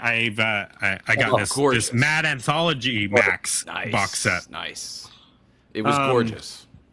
So I agree with the world building, but man, the rest I don't know about that. The critics thing has always been interesting because I feel like I've read a lot of their reviews lately, different projects, and it's really hit or miss. Like there's a couple great films that they panned that was terrible, and having been on the other side of it, on the film journalism side, and I see where like depends on how much they maybe the press junket's going to be in Hawaii, and now you're going to be at this all Four Seasons resort, and it's going to be a bad movie when you see Four Seasons Maui on the press junket. I'm like, they're going to butter you up, and then they're going to be like, now give us a quote. Now give us a quote. And how can you, like, after getting an amazing Weekend in a Tropical Paradise be like worst movie of the year. Like you're gonna be like, it was fun and watchable and fun for the family. Great. Yeah. And you're like, so and that's what it was. And I also worked with, yes. Yeah. And I worked with a ton of guys that would love to see their name on the standees of the theater or the posters or the DVD sleeve. So they would literally get quotes knowing they would get printed. And then they would go to the store and they would buy copies, or they would take selfies in front of the standee of the theater because their name was on it. They would literally say, must watch movie of the summer. I'm like, and then they would jump on the bus with us and be like, that movie was shit. And they would but they would tell them the quote because they would love to see it. And like, they hate that. They would use them in the trailers. They would use them in like nonstop action says Brandon, BC DeLorean. And so you would just feed them whatever they want to hear just to get your name. So like, it's really like, it is biased in a way. And it's depending who was, paying the bills and how well they were treated. Like you say, if they had a good week, or whatever their gripe is or whatever. Yeah. But I was over it before I was done. Tanner's. Yeah, exactly. It's like exactly. Put that on the box. Away from like review culture, because I think people are like realizing that it's kind of all just made up anyway, and it's really biased. Yeah. And it's funny to go back machine. Though, and it was this world where Siskel and Ebert, like their quote, their rating was a big decider. Yeah. And how often they got it wrong. Like there were so many films that were like, I don't understand this movie. It was a disaster. And it's like, this happens on the show all the time. I also find it really interesting watching all of these old Siskel and Ebert episodes, how much of the film they give away on the show. I'm always like, man, oh man, I get that they're like trying to sell these movies in a way and review them, but more often it was I'm before spoilers, and they're spoiling everything. They're just spoiling everything in these movies. Huh. Ebert also loved the film. He said it was going to go on definitely on his list of top 10 best films of the year. He was amazed by the new. He was amazed by the new ideas. Jack, for sure. Yeah, must have been a gas leak in Chicago that month. Yeah, there was going on. He was amazed by the new ideas in the third iteration of a film. Referred to the Thunderdome fight as a fourth dimension fight. And then he says, I can't wait to see the fourth one, which I thought was funny because we don't get the fourth one until 2015. Years after he died. At the end of their segment on Mad Max, Ebert says it might be the best film of the year. And then Siskel goes, no, Back to the Future was better. So he makes his decision there. Okay, good. Speaking of VHS, the fact that those two are even close is hilarious. Yeah. That is a mint copy, my friend.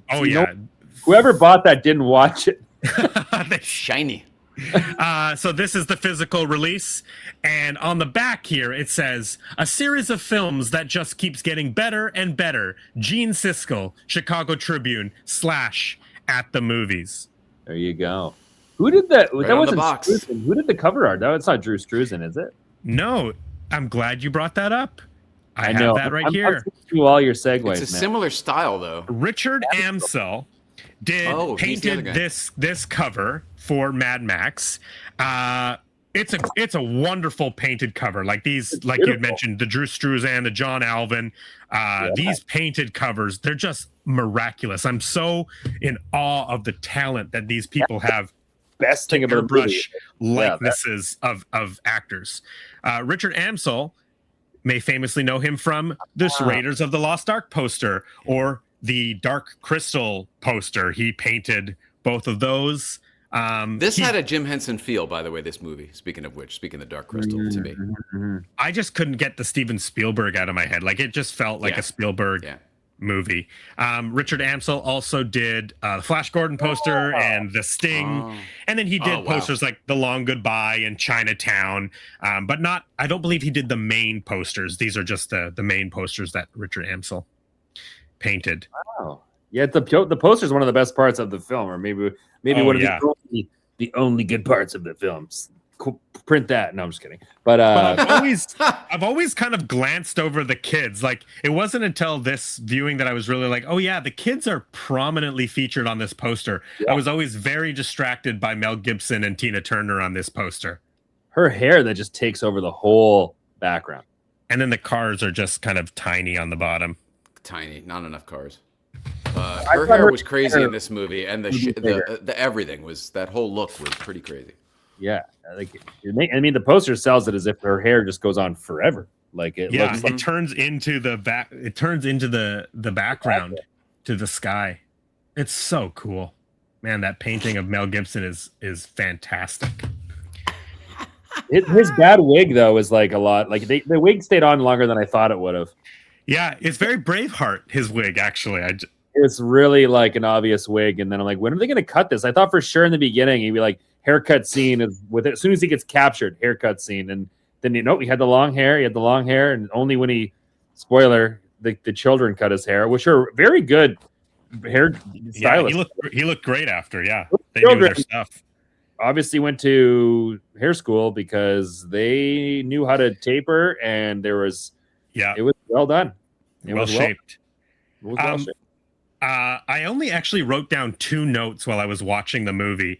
I wrote down, I feel the film suffers from its own success. It just was like the success of the franchise is causing this film to suffer. Huh. And then I wrote 1 hour and 22 minutes before they get into the cars. And then I wrote 20 minutes left. That's it. That's all I wrote while I was watching this movie. I was just so like, I guess I was floored by, I forgot, spoiler alert, I forgot how bad it was. Okay, so Tanner, do you know about Letterboxd, the app? Yeah. Okay, I love Letterboxd. I'm on Letterboxd, Brandon Mindell. You can follow me on there. On Letterboxd, you can review movies, and I absolutely love reading the reviews. So these are some of the reviews that I pulled from users on Letterboxd for Mad Max Beyond Thunderdome. Bryce says, I love the movie. I would love it even more if it didn't take a 30-minute nap at the 40-minute mark. Oh my God. Wow, still 4 stars. That's true. Yeah. That's true. Xenomorph says, the kids got more screen time than the cars do. 2 stars. By quite some margin. Vassal says, Mad Max, barely Thunderdome. 2.5 stars. True that. Carson says, the more I think about it, this is just Hook. But instead of Peter Pan and Captain Hook, it's Mad Max and Tina Turner. 3.5 stars. I did have a note actually. I have a Peter Pan. I put very Peter Pan. That's what I like. Yeah, I literally wrote The Lost Boys in my breakdown. Yeah, that's good too. For the kids section, I just wrote The Lost Boys. Yeah. James says the first Mad Max James says the first Mad Max movie that screams from the director of Happy Feet. 2.5 stars. See, that would have been a better joke if it said Happy Feet 2. 2, yeah, that's funny. All right, James, you got workshop it. Dallas France says, you know it's trouble when the score in a Mad Max film turns sprightly and playful. I half expected an Ewok to fall out of the sky. 3 stars. Yeah. That's when it got a very spaghetti western to me. They were just like playing with stuff. I don't think the score works at all. I don't like it, you know. Yeah. It's just not. And if then you would take this out of the Mad Max movie, this Junkie XL score is amazing. I listened to it last night while I was doing all my notes. This is a cool score.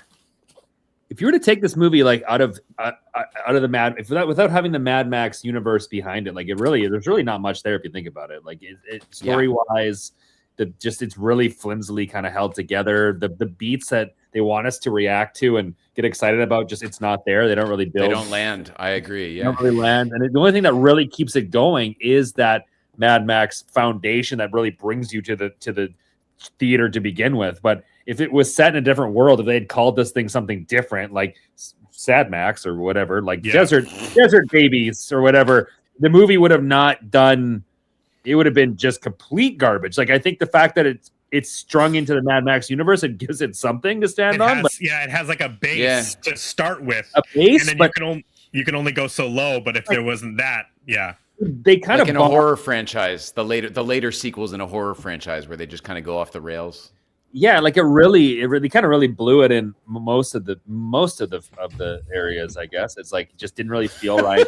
The cars, Tina Turner, missed every like, box. just kind of like really went a different way with it. But I mean, someone did say in the comments there that it was a blast to watch in the theater in '85, which I don't disagree with. I think it would be a fun, I guess, kind of a fun movie to watch. But I mean, it's like, yeah, it's a good and fun, two different things, I guess. I don't. With some cars, yes. Yeah, there you go. I don't. I don't always agree with Siskel and Ebert, but this week I like really disagree with them. I just don't see what they saw, and maybe it's just because I have never seen this movie in a theater.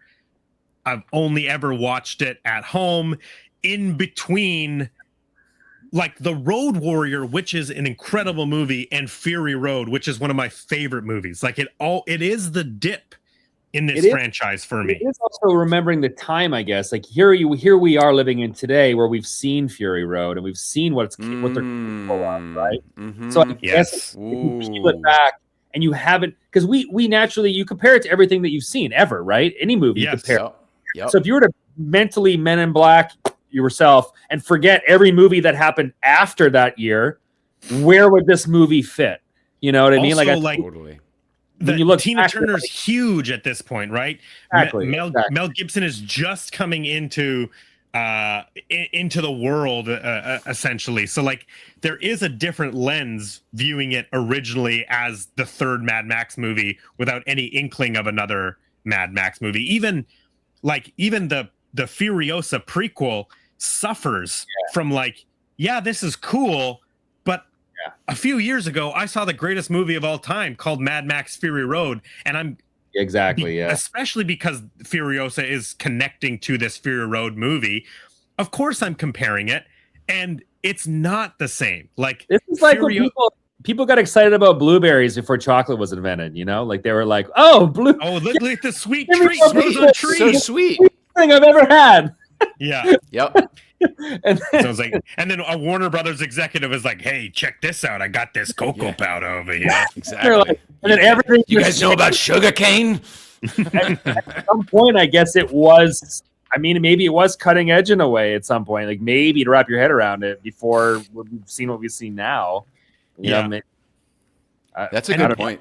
Everything's context and relativity for sure. Yeah, it's all context to the time, and we haven't seen these things yet. So things now, even like you look at old '80s bands and how campy and how whatever and the gimmicky, but that's only compared to like the what we see now. What we see now, and like in that era, like these were like godlike people, and this wasn't a gimmick. You know what? A real thing, you know. And so we talked about her earlier, but even look at Avril Lavigne. Look at what Avril Lavigne was wearing and doing and dressing, and we thought that she was so cool when she came out. And that was crazy. Yes, exactly. That the eyeliner and the tie that she was wearing, we're like, whoa, she's a punk rocker. And now you look at it and you go like, all right, like that was a child, like gimmicky, so gimmicky. It's like watching old. I guess we were children too. The old horror movies don't scare as much. Like our tastes evolve, and it's like. So you gotta I guess you gotta somehow try to grade things in the era, in their time, and in their era way. Yes, yeah, and I think that like I definitely try to do that, but sometimes it's just that thing was terrible. Yeah, but it ain't 1985. That movie was shitty. No. Yeah. I cannot wait to get to the stars on this one. Well, this is going to be good just to see. I'm so curious now after having heard everyone's honest answers. Do you want to start, Jay, or would you like me to start? I'm happy to start. I mentioned ever when we started this that I didn't think I was going to like this one. Every time, I wasn't looking forward to watching it. We sort of delayed it a couple different times. It was better than I thought, and what it did do is it made me want to watch them all over again, and I want to do what you did. And it's funny, we attack this from different ways, Tanner. Like, Brandon does all the research, whatever, and I like to have it fresh in mind, so I try to watch it the day of, right before the show, if possible. And then now I have a desire to watch them all over, and there's no time to do that, so I'm realizing the shortcomings of my way, but I probably will watch Mad Max and see how far I get this weekend. I'll probably skip this one. I'm guessing. I'm guessing. Yeah, you got it. But it does make me want to. It's so like even though it wasn't great, it does still draw me into the world of Mad Max. It did make me like all that. So with that, I gave it 3 stars. I don't know that it deserves them, but I gave it 3 stars. Yeah, out of 5. That's fair. I enjoyed it. I did even enjoy it, and there were parts I liked more than others, and there were parts I didn't like at all. But yeah, I mean, it wasn't as bad as I thought it would be. What about you, Tanner? Your review out of 5 stars? Yeah, it's. I mean, I feel like I feel bad for it now. I might go up half. It's a pity vote. I feel bad. Poor guy. Like I kind of I gotta say, I kind of changed my own mind, and I was my original. It was a solid 3.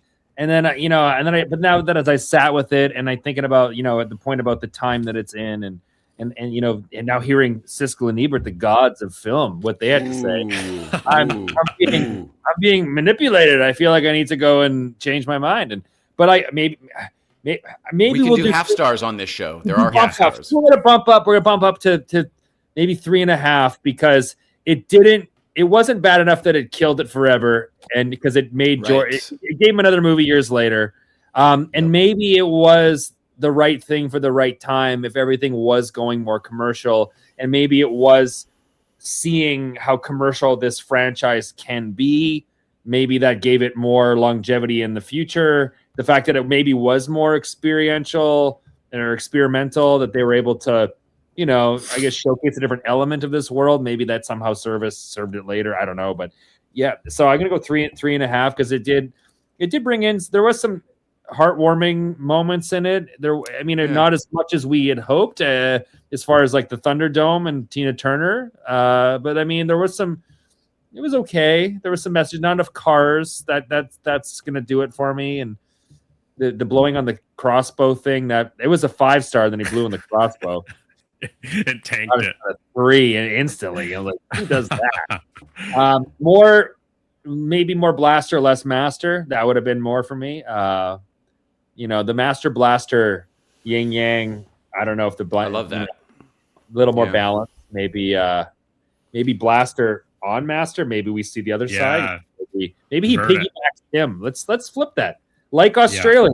Let's flip it upside down. Ooh. That's going to be tough. Anyway, I'm just wasting time now. But yeah, no, I would say 3.5. Hey, that's fair. For me, this is without a doubt my least favorite film in the Mad Max franchise.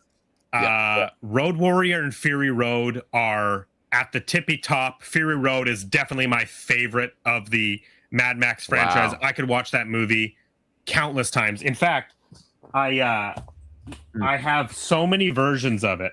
I have the 3D version. I've got the black and chrome special edition, which is not that great, but I just, as a collector, I had it.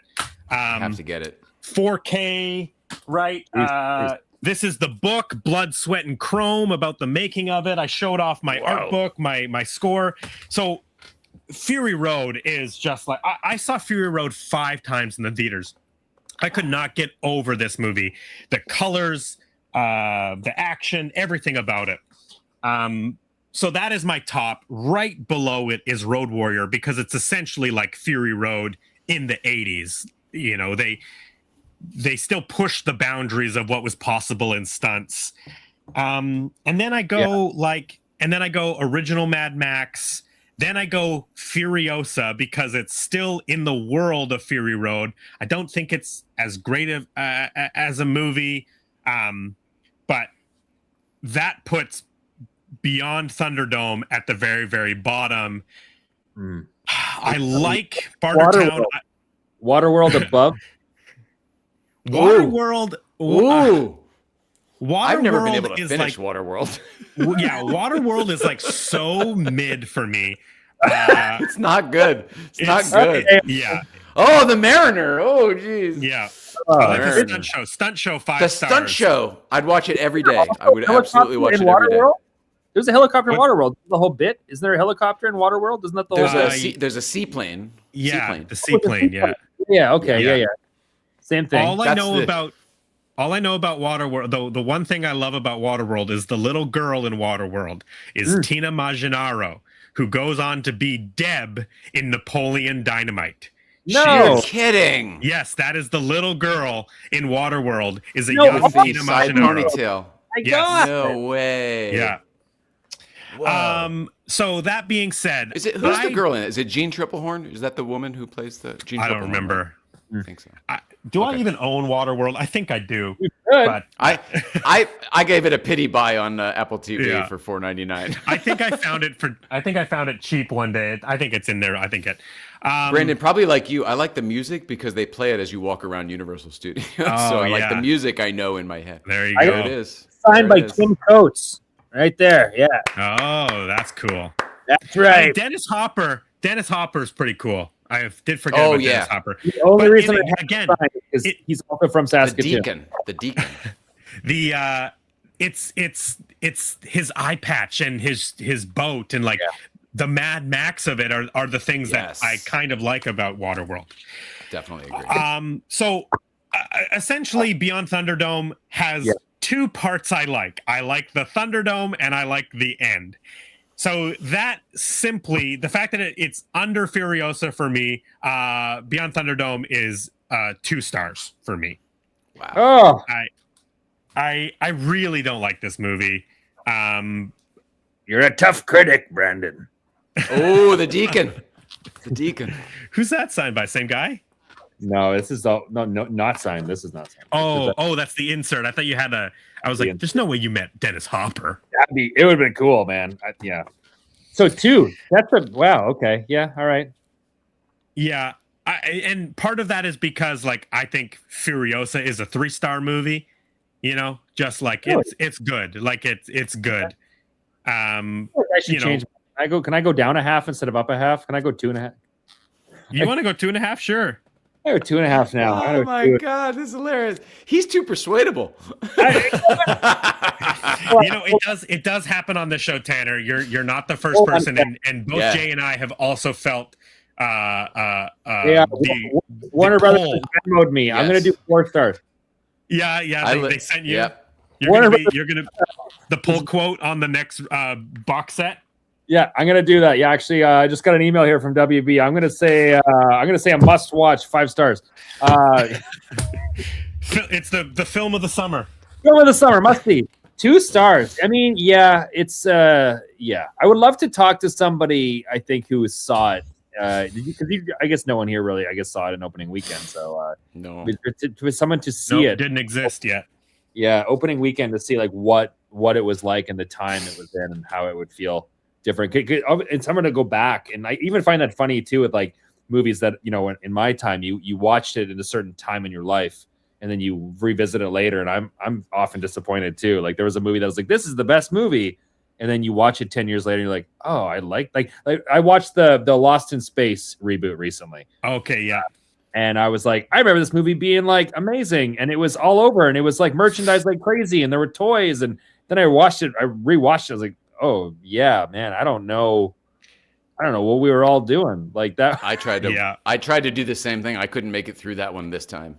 Now, I have a very similar story that just happened recently, and it's not something as even impressive as Lost in Space, but just what day was it? Sunday. I think it was Sunday. I turned on the TV, and the Mary-Kate and Ashley movie Billboard Dad was on TV. And both Renee and I, my wife, we both grew up loving this Billboard Dad movie. Renee and her sister would watch it all the time. It was a tape that my grandma had at her house, so I would watch it all the time. And we both thought this was the best Mary-Kate and Ashley movie. In fact, I even learned that it was a straight-to-home video movie. I thought it was a big budget movie when I was a kid. We watched it. It's terrible. And the whole time we were just we can't believe how good we thought this movie was when we were kids. Yeah. We thought the characters were cool. We thought they were funny. We thought the movie was bigger than it actually was. Of course. It's just so funny when you revisit those things that you thought were huge when you were younger. Yeah. Oregonian Dave says he was 12 years old. 12-year-old him ate up Thunderdome like popcorn. He thinks 3 stars is fair, though. You're a smart man, Dave. Yeah, it's interesting about the time. Also, I find too, as far as like the theatrical experience versus like now the streaming audience and the streaming at home, and who you're with and what you're doing, like the reviews by these critics, it really affects. Like if that was your first date with your partner, or you have a really happy memory that day, it's going to take you a lot to like have a bad time, and you're going to remember that day fondly. Yeah. So your memories kind of all shift into that too. So if everyone, like, you know, the economy's booming and everyone's having a good time and there's amazing music on the radio and blah blah blah, the weather's been nice, you're going to go in this movie like, I love it, it's great. And then it really affects who you're with. Like I even go to movies by yourself versus your best friend versus your wife versus like even that affects your experience. I've talked on the show about rating a film higher because I was like, oh yeah, I realized I was just having a really good day when I watched this movie. Yes. I don't remember what movie it was, but I remember saying that. Yeah. So the implication here, for sure. The implication I'm hearing is that Gene Siskel was getting a hand job during this screening. Is that right? I guess. Is that why he liked it so much? Something was going on. But something doesn't make sense. Also, one during Back to the Future because he liked that one almost just as much. No, that's genuinely good. That one just makes sense. You imagine those this one doesn't make sense. Like he's like, hey, I saw Siskel review Back to the Future pretty positively. You had to give him a hand job too, and he's like, "What are you talking about? What? Like I don't know." No, we just made a career-defining film for everybody involved. That executive is like, Universal. You're like, no, I never did any of that. I just made a good movie. Wait, you did what? I'm Steven Spielberg. I just produced a great movie. I'm sorry, I didn't have to do anything. Let's go back. What did you have to do? Yeah, nothing. Everyone forget about it. Forget it. Yeah, it's is there anything else we need to hit on Mad Max Beyond Thunderdome? I think we've said it all. We're at 3 hours, which is it never feels like that. Never ever feels like that.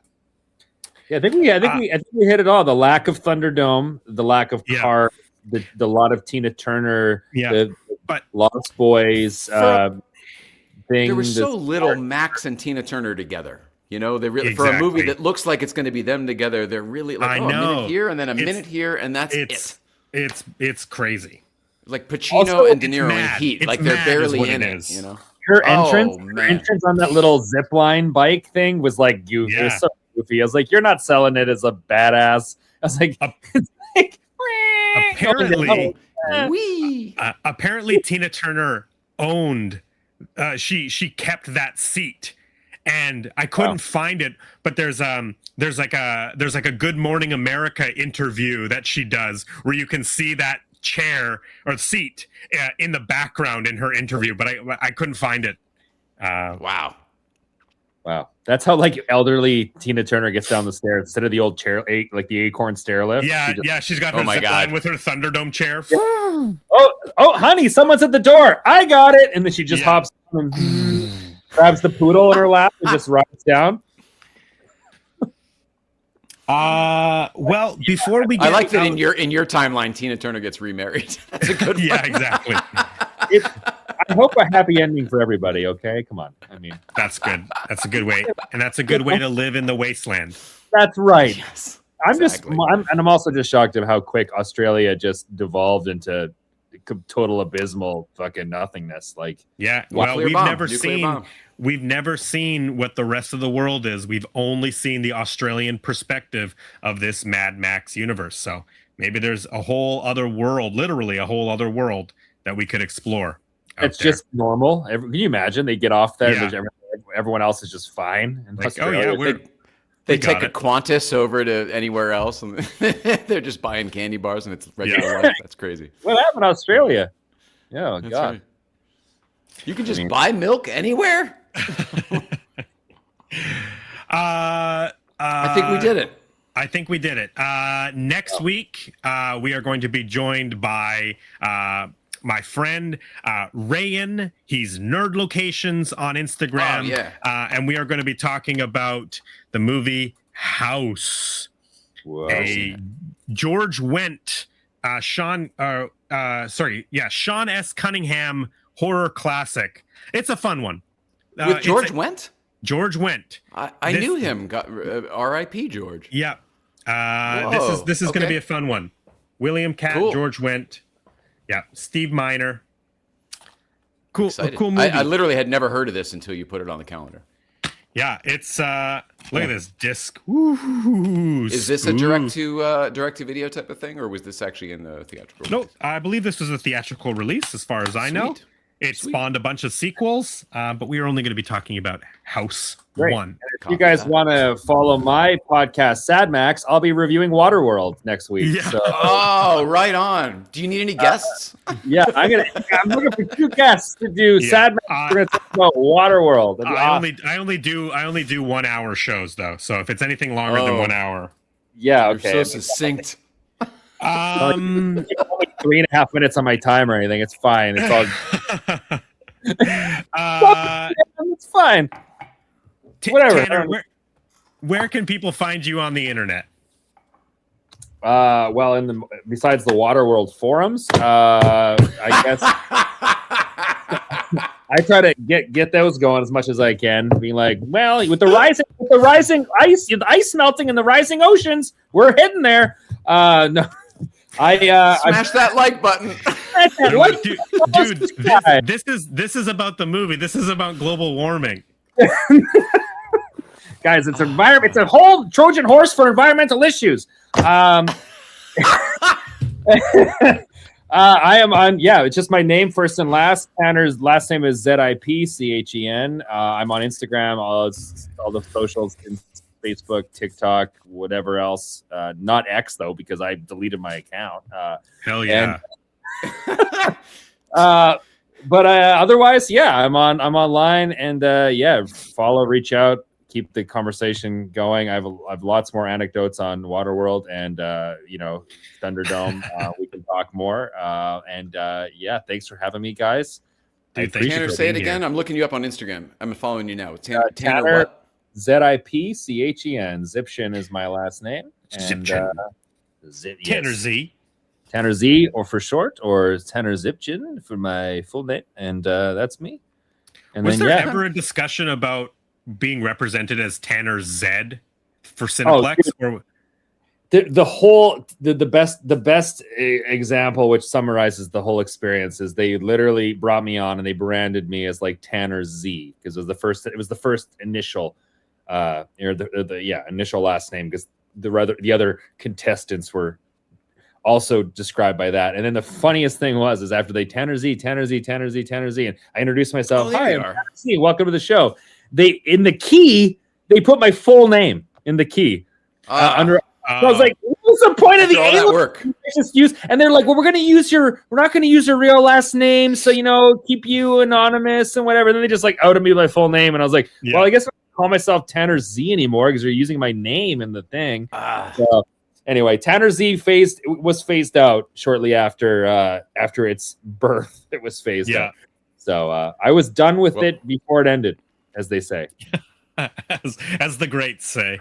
As the greats say, I was done with it before it was over. But yeah, it was. I was done with it before it was over. That's such a great quote. There's a lot of people saying you're Canadian. It should be Zed. This is blasphemy. This is horrible. Yep.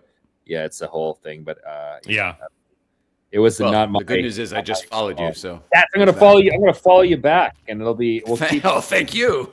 That's perfect. On for over Thunderdome together. It'll be great. Jay Ryan, where can people find you on the internet?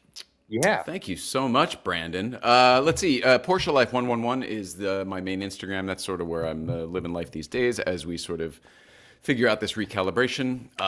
If you like 80s and 90s nostalgia and movies and movie cars and stuff like that, we do a late night talk show right over here called Late Night Playset. And we do that here as well from the original Letterman set. So follow that if you like that sort of stuff. You have Brandon's been on a bunch. Yeah. He does, brother. That is the original David Letterman set and original David Letterman chairs in his dining room. Oh my God. So yeah, is this like, I'm trying to figure out the map of your place. Not that I'm going to break in or anything, but I'm like, hey, what, we got a living room and we got a talk show set right off of it? That's wild. Yeah, it's awesome. We're in a full television studio here. That's amazing. Right in his dining room. Yeah, he does another weekly live show on Tuesday nights, late night play set. Sitting right here with you. Oh my, wow. It's so cool. So thank you for that that was an extra long plug, you guys, for late night play set. So please do follow along. But if you're here in LA, Good Vibes Breakfast Club. And next week we've got director Simon Wells on the show, and we're going to be talking about, bringing him over to Warner to see the Time Machine and stuff. We had a great day. Cool. It'll be fun. And hopefully our buddy Brandon as well. That's exactly the example that I used, Tanner. I was so excited when I went to Jay's house. I was like, this is the chair that Chris Farley tumbled in. Oh, that's true. Yeah. The chair? Yeah, one of the two. We don't know exactly which one it is, but I sat in both of them to make sure. Just to be sure. Wow. I've broken your equipment. Bill Murray spray painted Dave the first night, and most people think of Drew Barrymore for the birthday episode where she. Wow. How does one acquire that? Is he like? That's a story for a whole nother podcast. We're wrapping this one up. Oh my God. You'd be a great guest. I'd love to have to do late night play set. Great. Yeah. Okay, great. I'm there. I need to know. Did you back the truck up at night without the camera? Like, did you time the cameras with your watch to know which ones? He's got lots of great stories. I was going to say, without getting into it, I will. Dark. Now, move in. Let's go. Is that how it went? Worldwide Pants is literally doing a documentary on me about my life with Letterman. But yeah, the desk and chairs are fully above board. We got that totally legit, and they know about it and everything. Yeah, okay, good. No, didn't have to go dumpster diving or anything. No. Wow. Okay. Well, that's cool. That's very cool. Well, I will. I'll watch the doc, I suppose. I'll wait for the. No, come on. I'll tell you anytime. I'll wait for it hit to TV. I guess I'll watch it with Thunderdome on here cable. Here he goes. All right. I'll send you VHS. No, it's such a long story that and we've gotten into it so many times on the show. I'll come down there. I want to see that. I want to. Please, yes. Please. Yeah, it's if you're ever in LA, I'm literally a block from Universal right now and only a couple blocks from Warner and everybody else. I want to just see it. If Brandon's at it, I want to see it. That's it. So that's it. This has actually been set in by BC DeLorean, which is pretty cool. That's cool. Both chairs. Yeah, so cool. Both chairs. So cool. That's cool. Well, speaking of that, you can find me at BC DeLorean if you're into movie cars. Yeah. If you're in the Vancouver area, I just debuted our replica Dumb and Dumber mini bike at a friend's store out in Vancouver. It's called Funhouse. It'll be there for the month. You can check that out.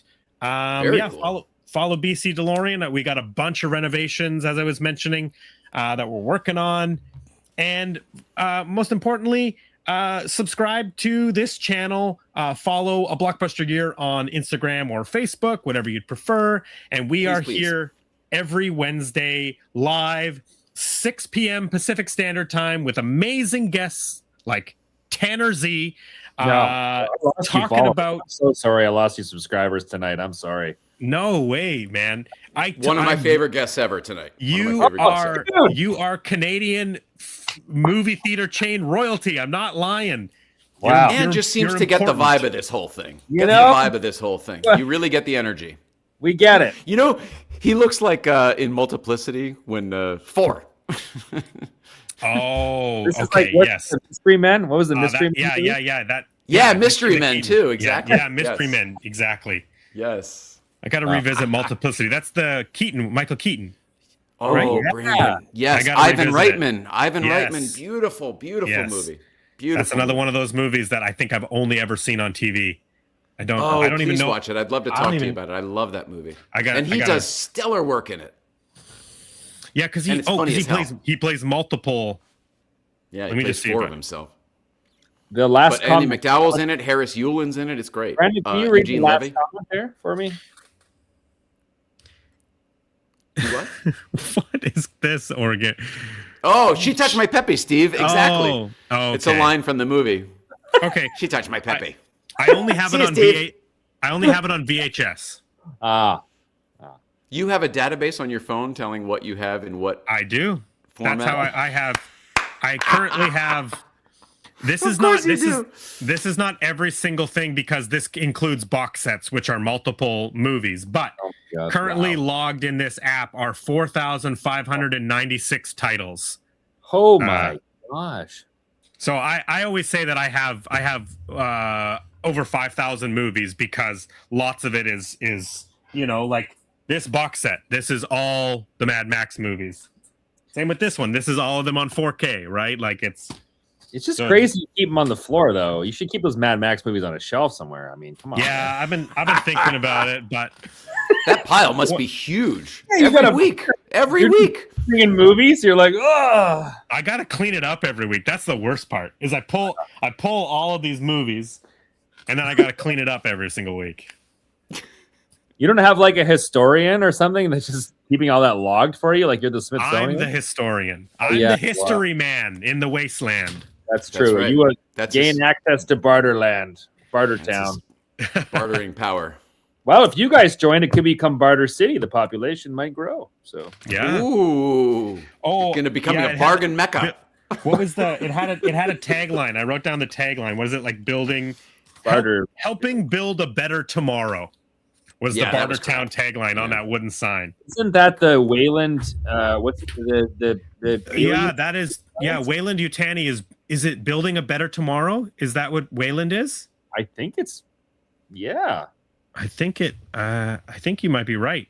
They're just ripping off. Something has survived. They're just ripping off other. Don't go in the water. They're just using other taglines. Don't go in the water. Mad Max 3. What? Building better worlds is the Wayland Industries tagline. Okay. Building a better tomorrow is something, though. Is it like Cyberdyne Systems or something from Terminator? It is. Yeah, it's something else as well. You're right. Building a better tomorrow. Or it's something. It's something familiar. Not from. It's in some site. Yeah. What is it now? I should not have just Googled "building a better tomorrow" because it came up with like. Good luck with that. It's like an industry phrase to increase morale. Pizza party. That's what those kids needed, a little pizza party. Yeah, it's hard to Google because there's a movie called A Better Tomorrow. That's all right. I was just kidding. It's something. This has been amazing, and thank you so much, Tanner. You gave us a lot of time tonight. It's been a lot of fun. Good. He didn't bail out early. No, you did it. 3.5 hours, brother. Yeah, that's amazing. I did most of it in a leather duster with a fur vest over top. So. Oof. Hope you got the AC going. No, it's it's cold in Canada. I'm going to burn this thing when I'm done this. All right. Well, thank you everybody for watching. Thank you for being here live. Thank you for watching on the replay. Thank you for listening. We will see you next week with Nerd Locations and Steve Miner's house. I love you, Tanner. I love you, Brandon. I love you at home. Love you, dude. Thanks for watching. We will see you shortly. Pretty good for a podcast powered by pig shit, huh? Not bad. Not bad. All right. Take care, everybody. Go air out the methane. Mwah. Bye. Night, everybody. If I can end this.